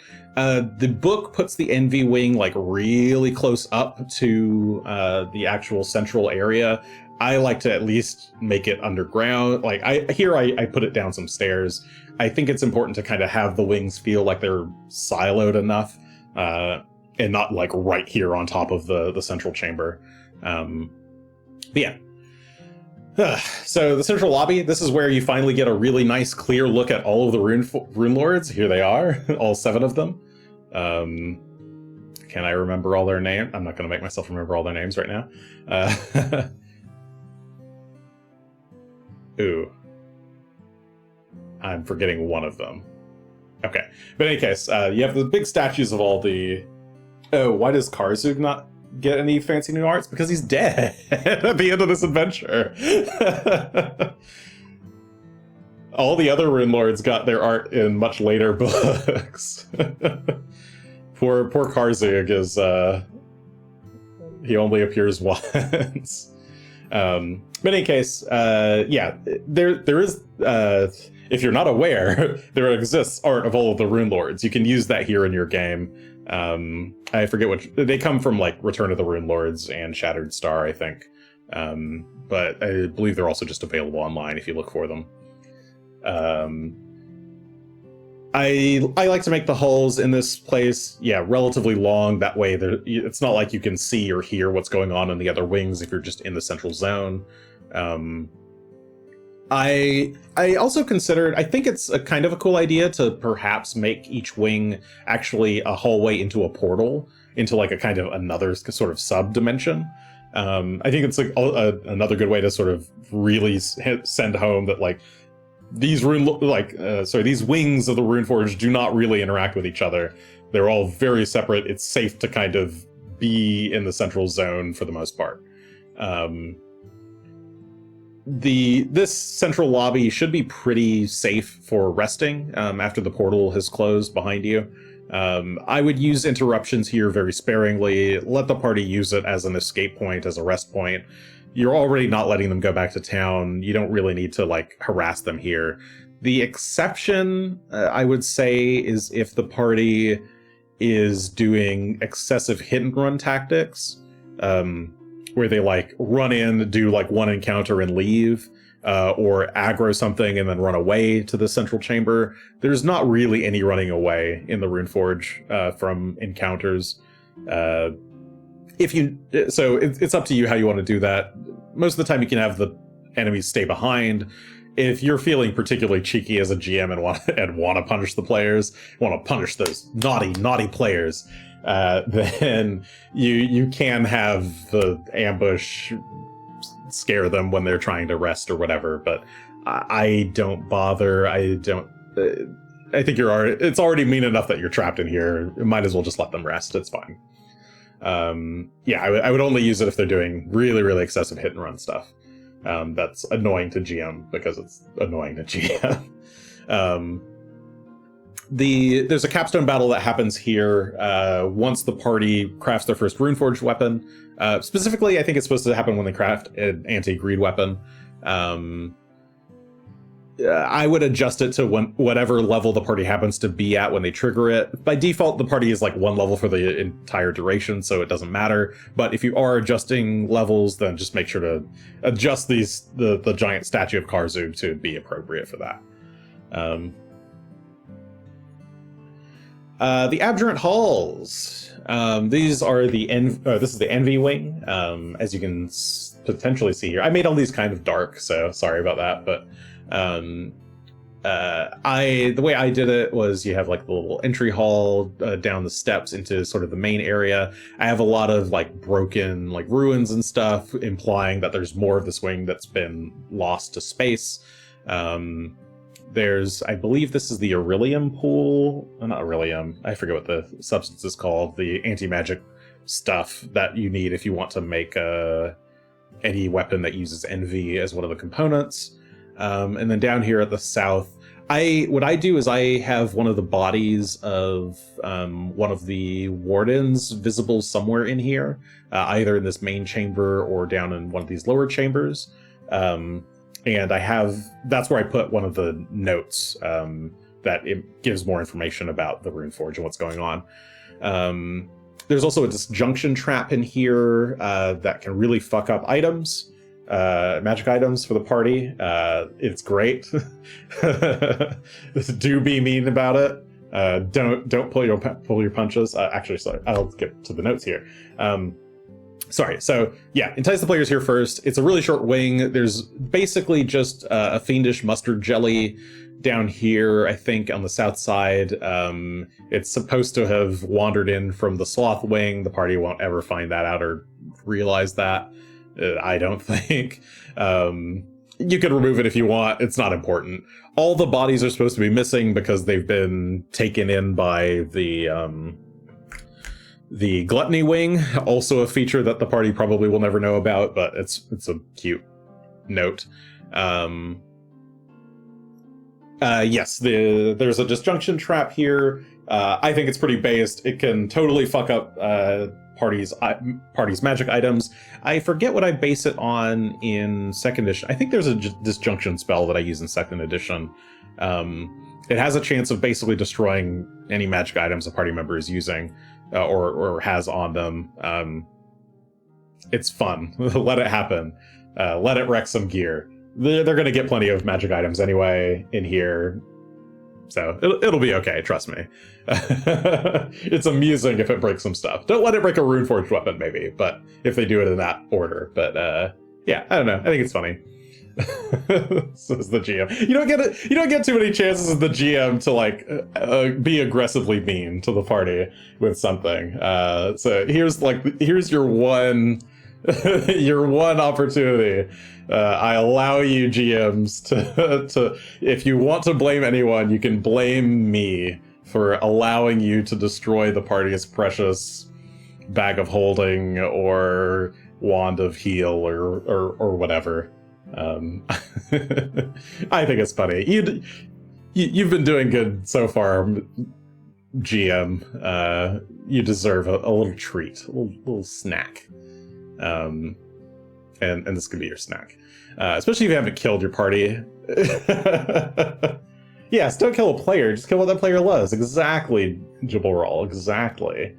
Especially if you haven't been killing any players. This is a great time to get your revenge. I've already said this is a good spot to insert some additional lore about the conflict between the wings, add some discussion about the Runeforged weapons, suggest the player go to either the Sloth or the Pride wings probably, and you can use this to guide the players to a predictable route. Next. The Iron Cages of Lust. This place is cool. I know I just said go to the Pride Wing next, but I put Lust, whatever, shrug. I like this place. This has kind of like one encounter outside in the kind of, I don't know, club zone of it. And then you have an encounter with Delvaheen, the current Warden of Lust. It's got big nightclub vibes or Steamworks vibes if you're a gay man. It's have some thumping music playing. It's a good mix of combat and RP depending on how you want to run it. I tend to run this more RP leaning. Delvaheen, I also run Delvaheen and her minions as being a little less actively bad and more just kind of self-indulgent. The party's going to get in a fight with her like 3 succubus friends outside. I like to run part of that encounter, but before any of them die, I have Delvaheen come out, or like one of Delvaheen's minions come out and say something about, like, to interrupt the festivities and invite the players inside. Delvaheen isn't really here to kill anybody, so I think she's fairly harmless. The party might also get a kick out of her. If you've got any players that enjoy the seduction aspect, they might have fun with her. But note, this is Lust. Some players might find sex-themed content uncomfortable. Talk to them about it beforehand, or like let them know there is a Lust wing. It's going to be a little sexy. But in general, I prefer to keep this wing very lighthearted and silly, rather than like hypersexual. I think it's just a little bit more comfortable for most people, but know your players, basically. As far as like sexual advances and things go, I think that making advances can be okay, but always give your players full agency to reject on any offers. If I know this is also the enchantment wing, save all of your enchantment spells and charms and suggestions for combat. Do not use your seduction magic to try to get the players to sleep with Delvaheen or whatever. Just don't. It's so much safer that way. Just please don't. There's plenty of room here to theme this as like a really interesting kind of Lust scenario without dealing with consent problems. The most enchanting magic is the magic of consent. Exactly, Shar, exactly. Delvaheen loves consent. Look at her face! Obviously, she is so into consent. But in any case, if you've not been to Pride yet, Delvaheen can direct the party to Pride. If sorry, Pride Month is over. If the party has been to Pride, then she can basically send the players wherever. How kind she is to the players is really up to you. There is a bit about how does it work? In first edition, if you end up having sex with her, you get a negative level or something. Just make it like the drained condition or something in second edition. Make it relatively minor if you've got to do it. She can also be upfront about it, that it's sex with her is a little risque. She doesn't need to kill the players or anything over it. But I don't know. I like this zone. I think it's kind of fun, but I'm also a relatively pro-sex guy, so whatever. Okay. That's enough about the not problematic section. Let's talk about the problematic section. It's Pride, the Shimmering Veils of Pride. This is, so yeah, you kind of come into the Pride wing. There are mirrors of opposition here that spawn some shadow clones of the players that they have to fight. Once they get inside, they have to deal with the army of Vraxaris's, his clone copies, in this massive, basically temple to the peacock god. They can then figure out the secret entrance into Vraxaris's main chambers, and he's got a bunch of he's got like his study his space where he was making clones of himself that are all kind of faulty, and then his bedroom, where you're supposed to find some copies of Delvaheen. So yeah, I think the Mirrors of Opposition encounter is really fun. How often do you get to run your players against Shadow Link, right? Make copies. Don't try to run these as well. You could run them as just basic NPCs. What I like to do is I like to sneakily grab a copy of character sheets and just try to do a little bit of research on how the players run their characters and try to just outplay the players. The players might realize that they can shatter the mirrors, which is fine. It's fun, but it's a fun encounter to have. Definitely do it. You could skip it if you want, but I like it. It's a fun trap. The false Vraxarises in the main chamber, they're by default, they're supposed to just kind of immediately attack the players. They like say something all in unison and then fight. I think it is so much cooler and so much creepier if they're all just kind of talking in unison and being very polite up front. And it's not until the players insist on meeting. So I like to just have them say like, oh, Vraxaris is indisposed at the moment. I'm sorry. You'll have to wait here and enjoy the Peacock God. And if the party like insists at all on trying to meet with Vraxaris on any reasonable timescale, they eventually will attack. I think that's much more fun. Just be careful if you're doing this. Regardless of how you run this encounter, all the Vraxarises should not go on one initiative. If you... I know a lot of Pathfinder 1 players play that way. I used to run that way. Even in 2nd edition, I used to run that way sometimes, where I just do all of one enemy group on one initiative.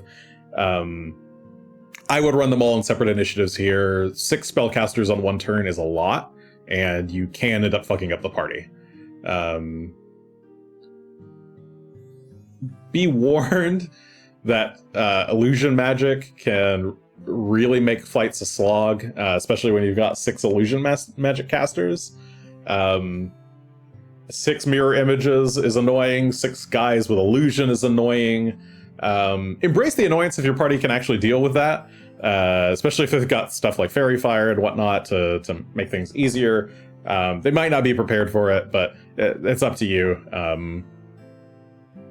It's your chance to kind of embrace weird illusion magic. Go all out. Use all the weird stuff. The body of Vraxaris, once they make it to his inner chamber, that should probably have at least 1 Apex item on it. He can also probably have some more Apex items in the back if you must. I like to try to spread the items out one per wing at least. But if you intend on having your party just go here, just doing like the minimum path, then you might want to put some more items in the back. I also like to add a lot more items in his study, and a lot more lore. By default, he's the character. I mean, his notebook journal is the character that gives you the most lore, I think, in the entire game. It's like 2 pages, maybe it's just 1 note. I extend that note to be a lot deeper. I make sure to kind of fill, because the party is required to go here. This is where I put all of the juicy stuff.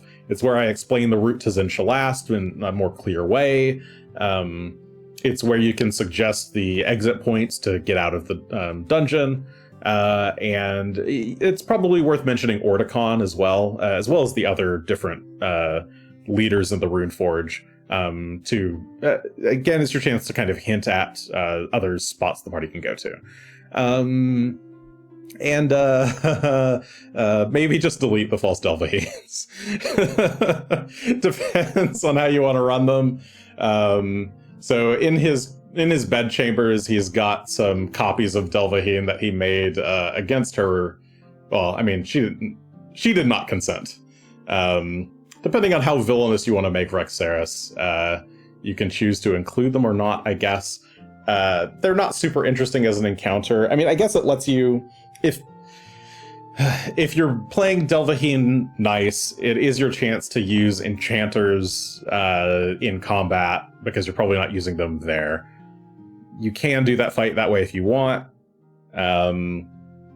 I made the very big mistake last time of deleting that encounter because I wanted to move on to the next bit for third action, and I deleted them by saying they were all dead and that they had been killed by Vraxaris, and that was a really dumb spur of the moment thing. I think I already apologized for that on that episode, but I still feel bad about that to this day. It was a very spur of the moment decision.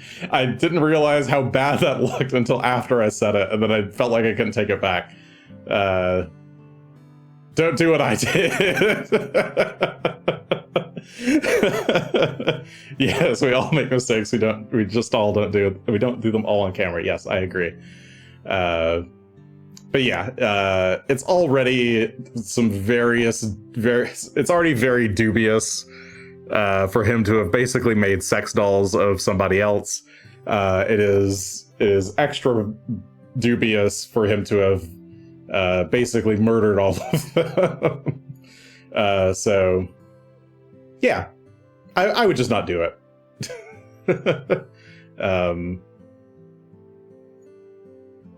The Wrathwing! Yay! Wrathwing! Love Wrath! So yeah, this one's actually pretty complex as a wing. It's got a lot of teleporters in it. For some reason, I feel like the way it was written, again, I think I already mentioned this, but Vraxaris, I think, says that he built the teleporters in the Wrathwing for them. But I think it makes way more sense if the Conjuration wing built them for Halls of Wrath. That's just my concept. It requires you to edit his note a little bit to change that. But I don't know. The teleporters are a cute gimmick. It's got a lot of different rooms that are all kind of disoriented. It's disorienting to jump from space to space. I color-coded the entry and exit portals to make it a little bit clearer what was happening. Oh, so many colors in these wings. Yes, I didn't mention it, but because I assigned all of each school a different color, I tried to make each school wing a different color. So like, yeah, I made Envy very blue. I made Lust deep red. I made the Shimmering Veils kind of more gold. I went with gold and purple. I mean, I did more red for Wrath because it's Wrath. Yeah, I don't know. I like the space. It's maybe like one of my favorite designs of wings. It's also got my favorite of the like Guardians.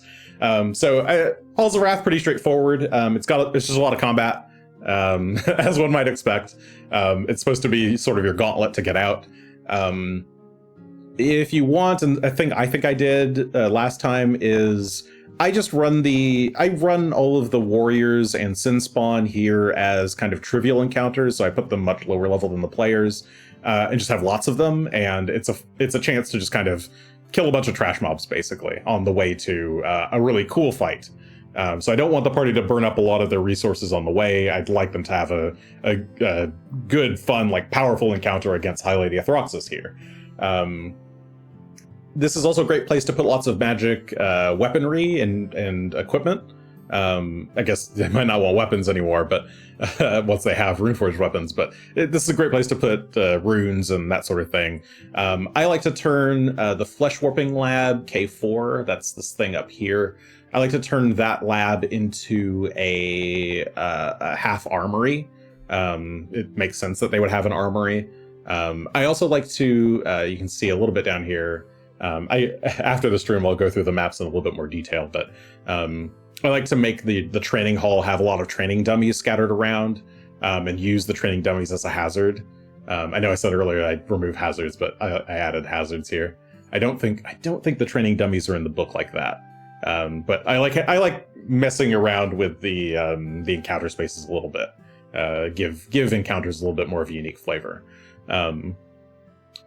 But yeah, the turning the Flesh Warping Lab into a bit of an armory / forge lets crafting players get a lot of materials, and it gives them a space to make weapons and make equipment and stuff. High Lady Athroxis herself is pretty fucking cool. Just look at her art. She's just so cool. She's like the coolest Pathfinder character I've seen, personally. I like to run her as like an honorable warrior type. I think as written, she's like pretty like thin on character design. But yeah, I like to run her as an honorable warrior. I like to try to have her set up a one-on-one fight if you can. And one of the cool things about this, so you can see on her forehead, she's got the Rune of Wrath above her eye there. This is a magic tattoo that transfers from person to person as they are defeated in combat or killed in combat. So High Lady Athroxis is just kind of, she's doing the typical I'm just looking for a place to die kind of thing, and wants to have a really good epic encounter with somebody who can best her. And this is a great chance to have whoever's your most martial character potentially. You could try to set this up so that whoever would benefit the most from this rune, basically set them up for a one-on-one fight if you can. You can also do it as a full party encounter. I think I tried. Did this actually work last time? I think last time I tried to set up a one-on-one encounter by doing a Ring of Fire and then summoning Vrox around her to like kind of deal with the main party. In the meantime, I think the very first time I ran it, I just had her call out a person for a one-on-one duel. I think that was the Magus in our party back then. And that was a cool encounter. It's a cool thing to get this kind of inherited rune. In my version of this item in 2e, I have it do a couple of things. I have it grant the Rune Scarred archetype. I think I set it to a once-a-day fire spell. I believe it was Flame Vortex, which is... I had her use Flame Vortex a lot during the fight. So it was kind of cool to like get her special ability out of it. And then I have it grant Thassalon lore and Thassalon the language, if the party doesn't have that already. So it's a really cool item to get. I just think it's really neat. Yeah, have fun with this encounter. She should be a blast. Oh yes, Greshi got the Wrath rune. Was that who I intended it for? In our last run, Greshi got it and then died, and then Asher took it back from Ordicon, who I think ended up with it. I believe my initial thought going into it was actually for Gunn to get it. He was the one who was the most like directly tied to Wrath in his kind of backstory. But during the Runeforge arc, he had kind of shifted from being an angry person internally to trying to express more kindness. So he ended up kind of feeling like that wasn't the right play. Greshi getting it in the end, I felt like ended up being correct, and I liked it more. I underestimated the flames of Greshi's fury, obviously, yes. It worked out. I liked how it ended up. So it's one of those things that's like, it's a cool kind of story beat, and whoever ends up with it gets like a kind of a different flavor of it. I also like to, I think it says, but I also like to give it this, I like to do two things with it. I like to, one, have it tell the player that it's supposed to kind of aggravate their sense of wrath. It's supposed to kind of inflate their anger a bit. And the other thing I like to do is I like to flavor the Thassalon lore, or I think the Thassalon knowledge checks or knowledge Thassalon checks in first edition. I like to make those themed as you're searching back through the memories of the prior holders of the Rune of Wrath. And so I like to do little vignettes every time someone tries to recall knowledge with Thassalon lore through this. It's not necessary, but it's a fun thing. I think it's kind of neat. It explains how they suddenly know things about Thassalon. All right. The next one, Greed, aka the Vault of Greed. This was an interesting dungeon. I went for green or tealish green here. We have the kind of fake out entry vault. I think there's like a fake vault door here and like a smashing wall that kills you. You're supposed to kind of wrap around, and then you see that there's like a bunch of fog that will turn you into a fish if you don't make the save for it. There's a bunch of these fountains with statues on them that are, I believe most of them are golems. And there's a bunch of side rooms that are kind of empty because Ordicon has killed all of the other sort of apprentices of greed here. Boop, boop, boop. So there's little reason to actually come here by default. Your party, the most likely thing is that your party knows they're going up against a greed guy. They might want to go here because Karzuk equals greed. Maybe Greed Wing have information for us. It doesn't really by default. I like to make the reward for going through greed and defeating Ordicon be you're taking Ordicon out early. So if Ordicon lives through here, I like to use him later on in the campaign. Even though the people in the Runeforge aren't really supposed to ever leave, I think he can figure a way out, especially if Karzuk is about to come back. You might want to add some Karzuk-specific lore info here. I put that information in Xin Shalast instead. There's a lot of Karzuk backstory that the players just don't know about and can't know about, so it's reasonable to add some of that info here if you want. Yeah, if you skip this encounter or this dungeon, I think Ordicon escaping going to Xin Shalast is totally reasonable. This vault should probably have the largest number of magic items, rare spells, and gold, and that sort of thing. You can basically fill it with treasure, and that can be the reward for going here and dealing with it. I guess the problem is that Ordicon is kind of hiding all the way in the back, so it's easy for the party to grab all the stuff and go if they want. It's sort of up to you. Watch out for that baleful polymorph trap, though. This thing, it's the fog that's here in the kind of main entry hallway. As written, that thing can just TPK the party. If everybody crit fails in 2nd edition, they are just fucked. They're all permanently transformed into fish and can't do anything about it.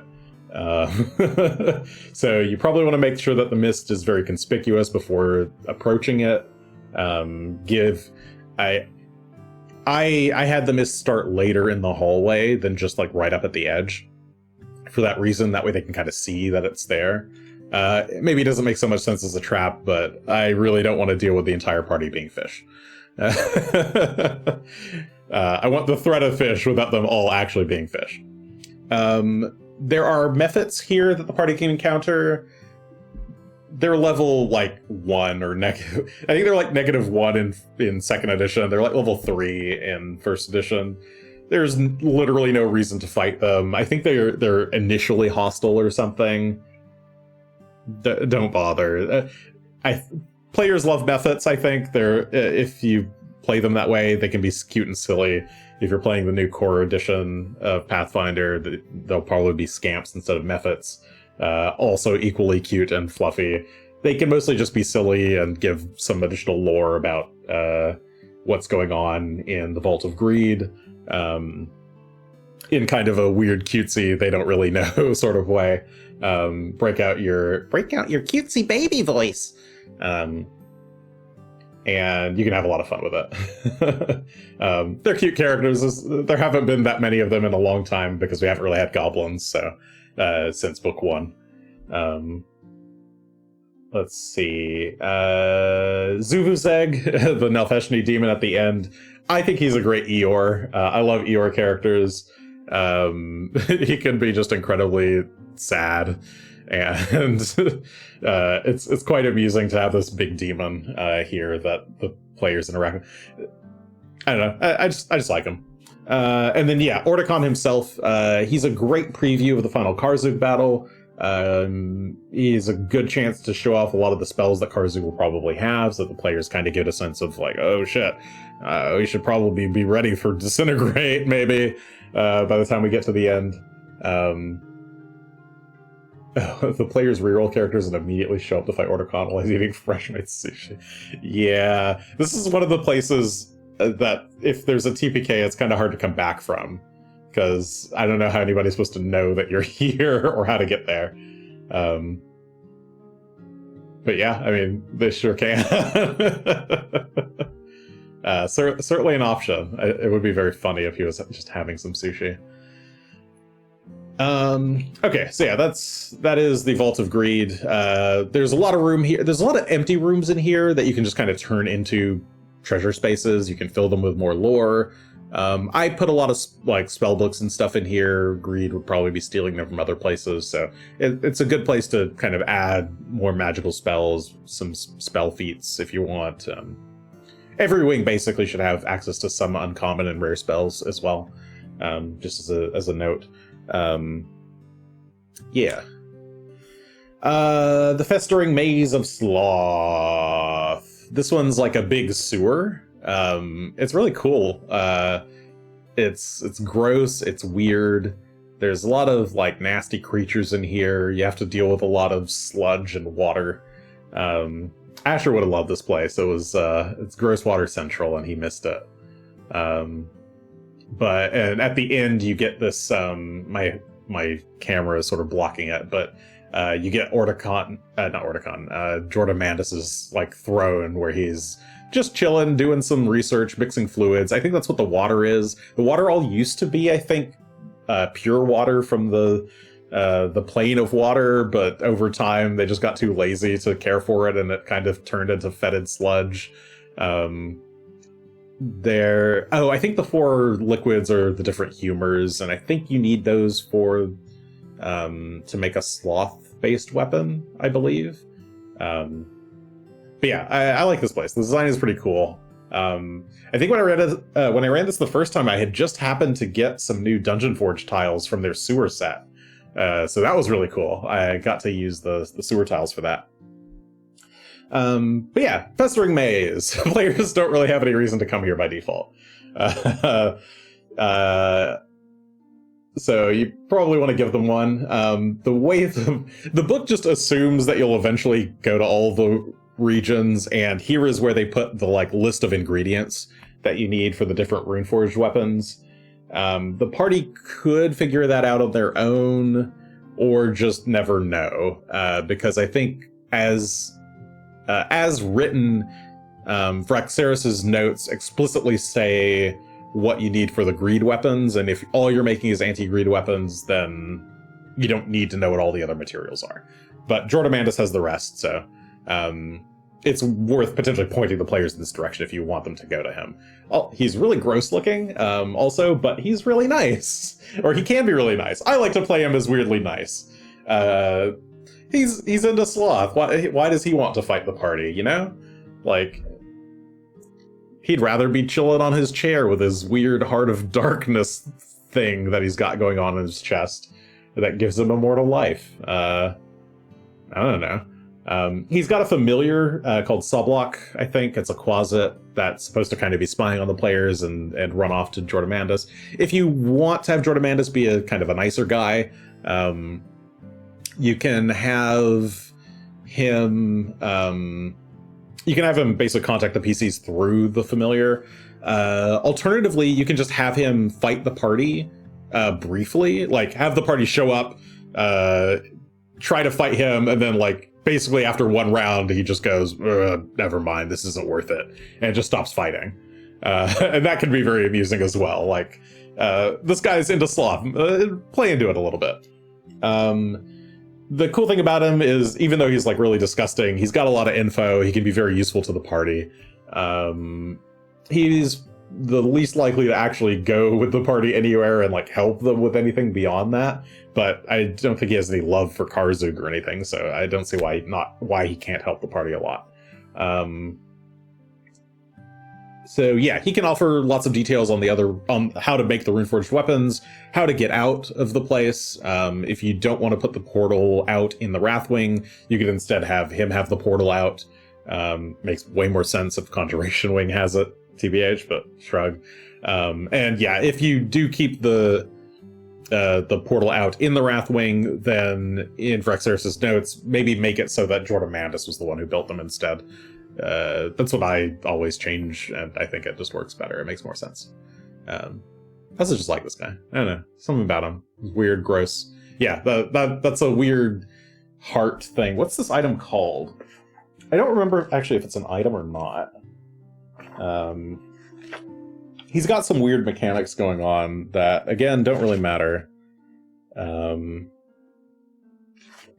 They list the Festering Maze as part 8. I also have no idea why they've listed their sections in the order they've listed them in. Yeah, what is that thing called? Oh, his Heart of Slime. In first edition, his Heart of Slime grants him a +6 profane bonus to Constitution and renders him immune to critical hits and sneak attacks. His heart also effectively makes him immortal by ceasing his aging and nourishing him. Oozes do not attack Jordanmandus as a result of his unholy heart. And if all 4 of the variant ochre jellies in the surrounding pipes are slain, then Jordanmandus' access to life-giving humors ceases and his heart begins to decay. He immediately loses all the benefits granted to him by his heart and takes 1d6 points of constitution drain each day until he dies. So yeah, if you kill his little... I think there's the slimes in his 4 humors pipes that are here in the corners of his room. So if you kill all those, then he'll eventually die on his own. That's sad. Jordanmandus didn't hurt anybody. I mean, I think he killed his master, and I think he killed all the other inhabitants of this wing, but he ain't hurting nobody. He's just a little guy. He's just a big guy.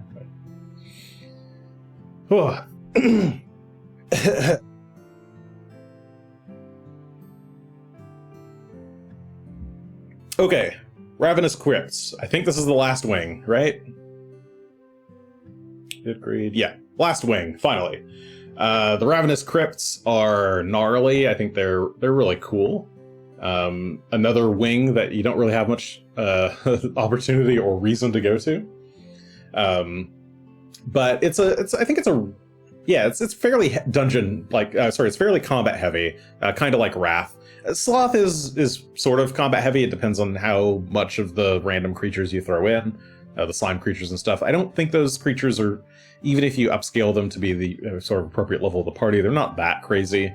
The Gluttony wing has a bit more active sort of combat threats.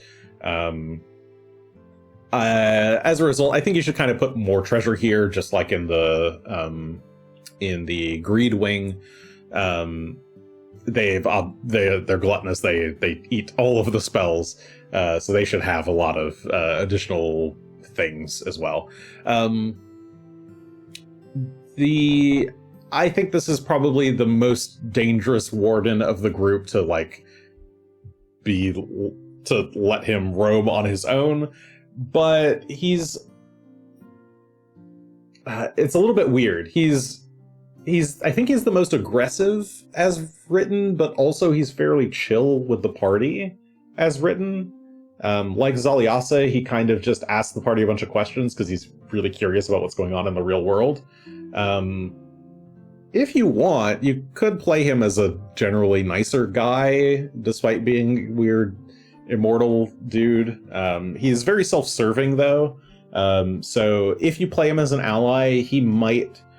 I think a reasonable way to play him ally-wise is to make him kind of be an ally at the cost of all the other allies. Like, he'll help the party, but he wants Delvaheen dead, or he wants Phyrexeris dead. I think that's kind of an interesting way to play him, because, yeah, he's kind of creepy. There's this chamber over here on the left is some kind of weird big experiment chamber where they're playing with portals. It's moderately likely that the party intentionally fucks with the experiments going on there and accidentally summon Nightwing, this like crazy aberration from the Shadow Plane. That shit can be really scary, and it should be really scary. The first party I had that went through here summoned it and by accident and had to run because it absolutely fucked them up in first edition. So if you're playing in first edition, it's very scary. You have more control, obviously, if you're building a new creature in second edition, but it should probably be on the severe side of encounters, just because it's really terrifying. But it also doesn't have to chase the party out of this wing or anything. It can largely stay in this wing, or stay in that room if need be. Just because it's very likely that it's gonna pop out. Given how most parties interact with weird spires shooting magical energy around, I'm guessing they're probably going to try and break it, and when they break it, it appears. Let's see, any other notes? There's a lot of I like their cool blood chamber. I'll talk more to the party about, or to people after the stream, about specific details they missed, but I guess there's not actually a ton going on here. It's mostly just a series of interesting kind of undead encounters with some sort of lore going on behind them. And you're supposed to kind of uncover the bodies of the people from the Envy ward, who had been dragged here after they had been murdered. Okay. So yeah, that was Mr. Azaven. Finally, we get to leaving the Runeforge. So the act of going to the Runeforge is supposed to be a bit of a trap. The party's not really supposed to have a way to get out. So when the party leaves, I feel like that should also kind of be pretty final. The way it's written in the book, you could technically go back, do the whole entry puzzle again, reset up the entry portal and go back inside. But I think it's probably for the best if you don't allow that to happen. If the party leaves before making a Runeforged weapon and intends to go back, I would leave everything alone. But once the party has made a Runeforged weapon, especially if they've made a Greed weapon, I think it's reasonable for Karzug's forces to have found the entrance of the Runeforge by then, and basically collapse that entire cave.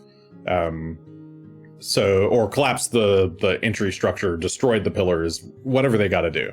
That way, when the party returns, they realize that they can't go back anymore.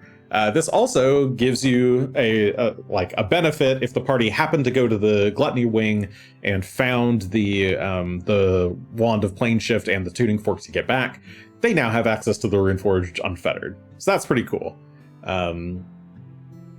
Maybe this is a problem if they have to go back to the Runeforge in other books. I don't know. I haven't looked that up yet. Shrug. But I like to make it fairly final once they leave. I just don't really once they're done here, I want them to kind of be done with this book. I don't really like the idea of, well, now that we're sort of part done with the Runeforge, let's go to Zinshalast and then we'll go back to the Runeforge. I like to sort of let me put that book away and pull out the next book. So once they're done here, just close the book on it, break the entrance. Yes, it doesn't exist anymore. Walk away, shut the door. Thank you, Ida. Oh, wait, walk away, shut the door was a different thing. You were talking about the Nightwing. Maybe it doesn't exist anymore is that too, but yes, the Runeforge doesn't exist anymore for all intents and purposes. Let's see. If Orticon's alive, I think he should just basically kill all of the remaining occupants, take all their stuff, and then head to Zinshalast. It's fun when the party encounters Orticon there and realizes as they're going through his stuff that he sure does have a lot of staves. Yes, it's fun, Shar. It's fun. You should have killed him. You had the chance. That's what I like. I like the regret. There should be... I like when there's consequences for the player's actions, so both negative and positive. So it's fun to make these kind of correlations. Again, you don't have to if you don't want to. As written, he just stays there forever, I guess. But I think it's more interesting if Ordicon is basically ready to go, and I think it's more fun if any of the party's allies who were still there are basically gone because they've been murdered, as Ordicon is probably the most ambitious of the bunch. If Ordicon is dead but a Zaven is still alive, I think it's also reasonable to have a Zaven get out. If you have a Zaven get out, the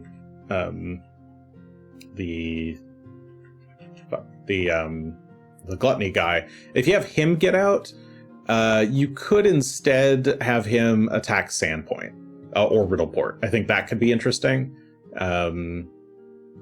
Also, not necessary. He's probably just as likely to stay inside. So, up to you. If you use the opportunities as you see fit. But there's some fun chance to kind of keep those involved, especially if you're trying to, like I mentioned earlier, adjust the EXP scale to actually get the party to 20 by the end. Making sure to include the rest of these encounters can kind of help fill that out a little bit. Another thing, if the party has left any juice in the Runeforged pool, who says Ordicon can't make Runeforged weapons? I think that'd be fairly funny for him to have such a weapon when the party encounters him, or have a champion. So Vraxaris, one part of his plan was to get his own champions to go fight Karzug. So it's totally reasonable that Ordicon might have the same idea, get his own champions to help assist Karzug. You could elevate some random... It's a good way to elevate any random villains that escaped, like a Zadisha Lucretia, like a Barl. Basically anybody who got away from the party. Nualia could come back with a cool Runeforged weapon. You have options. If you want to do that sort of thing. And then the last thing, at this point, it's time for the party to basically get back home, do whatever last preparations and packing they need to, so that they can now go to Zinshalast. Again, it's very important that you kind of include the details of how to get to Zinshalast. So check into the next book, look at what that looks like. Basically, you need to explain which river to follow to get to Zinshalast, the name of which I've already forgotten, but I'll mention it in the next book discussion. But yeah, you want to make sure that he explicitly mentions this, and it's kind of clear and pointed out, and the party notices that, hey, we have a way to get to Zinshalast now. Maybe Karzug is there. So basically the party's got to do all that prep. They're not really going to see civilization anymore for the rest of the adventure, so it's their last chance to... all that gold that they found in the Runeforge, all those items, let them sell stuff, let them buy gear, let them do some interactions with Riddleport and Magnamar if you gotta. This is their final time to buy things in preparation for heading up to Zinshalast. Unless you've got characters that have teleport, which you might. Also a reasonable thing to do. If you've got arcane casters, making sure that they've picked up teleport or other long transportation magic from the Runeforge is, I think that's totally reasonable. In first edition, they'd probably have it anyway because they can just learn it. In second edition, all of those big teleport spells tend to be uncommon or rare, so here's where you can provide those. It's not going to matter that much if the party has access to these at the end of the game, because the way Zinshalast is occluded, I'll talk about that in the next part, but it doesn't really matter if they're able to sort of teleport past encounters. There's basically no more road encounters, sort of. I'll talk about it next book. But, that's basically it. That is the sins of our saviors. Perhaps not so much actually themed on the sins of our saviors, but especially if you're skipping over the sin tracking. But it's fun. it's sort of up to you whether or not the party ends up with weapons that are thematically tied to them. Again, you really want to make sure at least one person has an anti-greed weapon. Maybe nobody exhibits the traits of pride or lust, which would be... what's the opposites of those? Love and humility? Yeah, so if you don't have anybody that explicitly exhibits those traits, you might have to have somebody just do it anyway, but yeah, that's all I got. Any questions from anybody who's here in chat? I suppose I can take questions for a little bit. I'll go over the maps after this, though. And I'll try to, if you're watching on YouTube, I'll try to put the maps in a Dropbox link and include it with the video. And again, feel free to, I don't care what you do with them, modify them, throw them away, make your own versions of the same thing, go for it. I do not care. They're all kind of dark, so I don't know how useful they are, and they all have baked-in lighting, because again, this was, I think, right at the tail end of our using Roll20 for this last run, so I did not yet have fancy lighting available to me. No questions? I've answered everything. What do you recommend for beverages and snacks when making maps or planning? Ooh, when I do planning, what do I snack on? So, I mean, nowadays, for health reasons, I snack on water and pistachios. I have myself some nice bottles of hint water. Today I've got a nice pineapple. I also have a grape. Grape is oddly sweet, if you like that. Yeah, just get some flavored water, something light and snacky, and just go to it. I feel like I'm so obsessive when it comes to map making. I open up Dungeon Forge and I sit there all day. So I spend way too much time making maps, personally. Most ridiculous NPC backstory details in this book that the PCs will never learn normally. Ooh. Who's got the weirdest backstory? I mean, some of it, it's probably something like Jordan Mandus, who has like so every wing of the Runeforge has kind of like a what happened to the previous tenants of this wing. And I feel like there's something weird going on with Jordan Mandus's prior masters there. Like, I think maybe he wasn't even one of the wardens. He was like an apprentice, like he was a lower level employee and kind of worked his way up into it after they all died. But I don't remember that well. What else is ridiculous? I mean, Zaliasa's whole storyline, like, it's very unlikely that the party is going to find out that... I mean, the party probably won't even know that Lamashtu brought him back to make him an avatar. I thought that was kind of fun and weird in a way. Yeah, I guess I don't have like specific, like hyper-specific stuff. There's some things going on with Arcrist too, the White Dragon. I feel like he's like a big threat in the region, but again, you don't really know that much about him by that point. What's a memorable time when a player thought of a solution to a challenge that you didn't think of beforehand?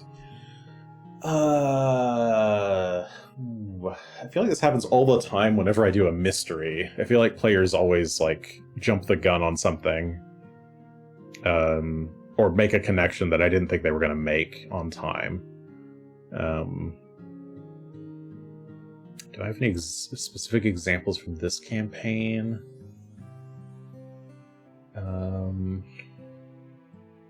Oh, I was just thinking about this the other day. Yeah, I feel like the party put together. Oh, actually, the whole thing with Xander Ghoul and being the voice behind the Revelation Quill. I feel like the party figured that out without me hinting at it that much. I feel like I dropped one hint, and not very long after, they all were like, ah, yeah, it's probably Xander Ghoul. I thought that was fun. A solution to a challenge I didn't think of, though. What would that be? I mean, I didn't really expect them to try to stealth mission free all the animals from the Greed Wing. That was that okay. Yes, when I was trying to. So when the party dipped into the Greed Wing, in third action, Asher went by himself, and I was like, that's dangerous. I'll try to pull back on the danger level here. I think I feel like I didn't make any of the golems actually attack, probably. Yeah. But I feel like Asher noticed figured out the transmutation gas transforms you into a fish, saw that some fish existed, and then was like, oh shit, all these animals, they're real people. And the party got really into doing a heist. I was not expecting the party to. I had to go insert a bunch of additional animals, I guess, to the transmute. Oh no, there are animals in the transmutation wing that have been summoned, conjured there, or kidnapped from the real world. Unclear exactly how they got there. That have clearly been experimented on, and yeah, the party deciding to stealth mission, rescue all the animals, and get them out to the real world. That was not something I had even remotely planned for. So yeah, I think that's my answer. It was a solution to the challenge. It was not anywhere on my radar. This is all before Guardians of the Galaxy 3 came out? When did Guardians 3 come out? I don't actually know. I think so. I'd have to go back and look at the episodes when those particular ones came out, but that was a couple of years ago at this point.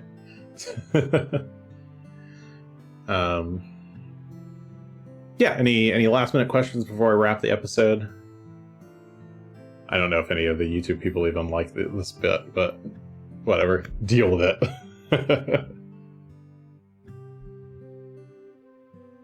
All right, I think I'll end it here. If you're watching the live stream, I'm gonna end the video and then I'll be right back. Have I ever written an adventure? I've not actually technically. I mean, I have not written an adventure. I have had some ongoing campaigns that I've plotted out. That I've been running. I have an active East Asian kind of Japanese themed game that I play on Tuesdays, or run on Tuesdays. It's not Tuesdays, Wednesdays. That's been a lot of fun to just kind of. I've explicitly dubbed that my low prep game, so I kind of just do whatever I feel like the day of. But I've not actually sat down to plot out a full adventure on my own. I'd like to.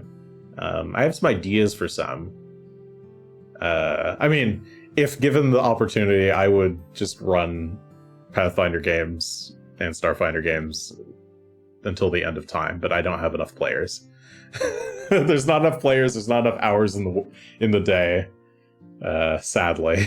But I would love to do that at some point. I'm slightly more of a like systems guy, so I kind of like making items and spells and stuff like that. A bit more than actually making the adventures themselves. I kind of enjoy the big part of why I like Pathfinder Adventure Path specifically is that I like the kind of they save me the writing part of like figuring out what the story is and give me the freedom to sort of piece the story together, decide how the characters actually interact with each other, try to fill in lore gaps where they exist. It's like being an editor for the story and a director at the same time. That's kind of fun. I don't know. I like it. It's a cool role. But yeah, I'll go ahead and end the stream here. Thank you everybody for showing up. And if you're sticking around after this, I'll briefly look through the maps. Yeah, have a good night, everybody. And I'll be back next week with a final installment. Stay tuned.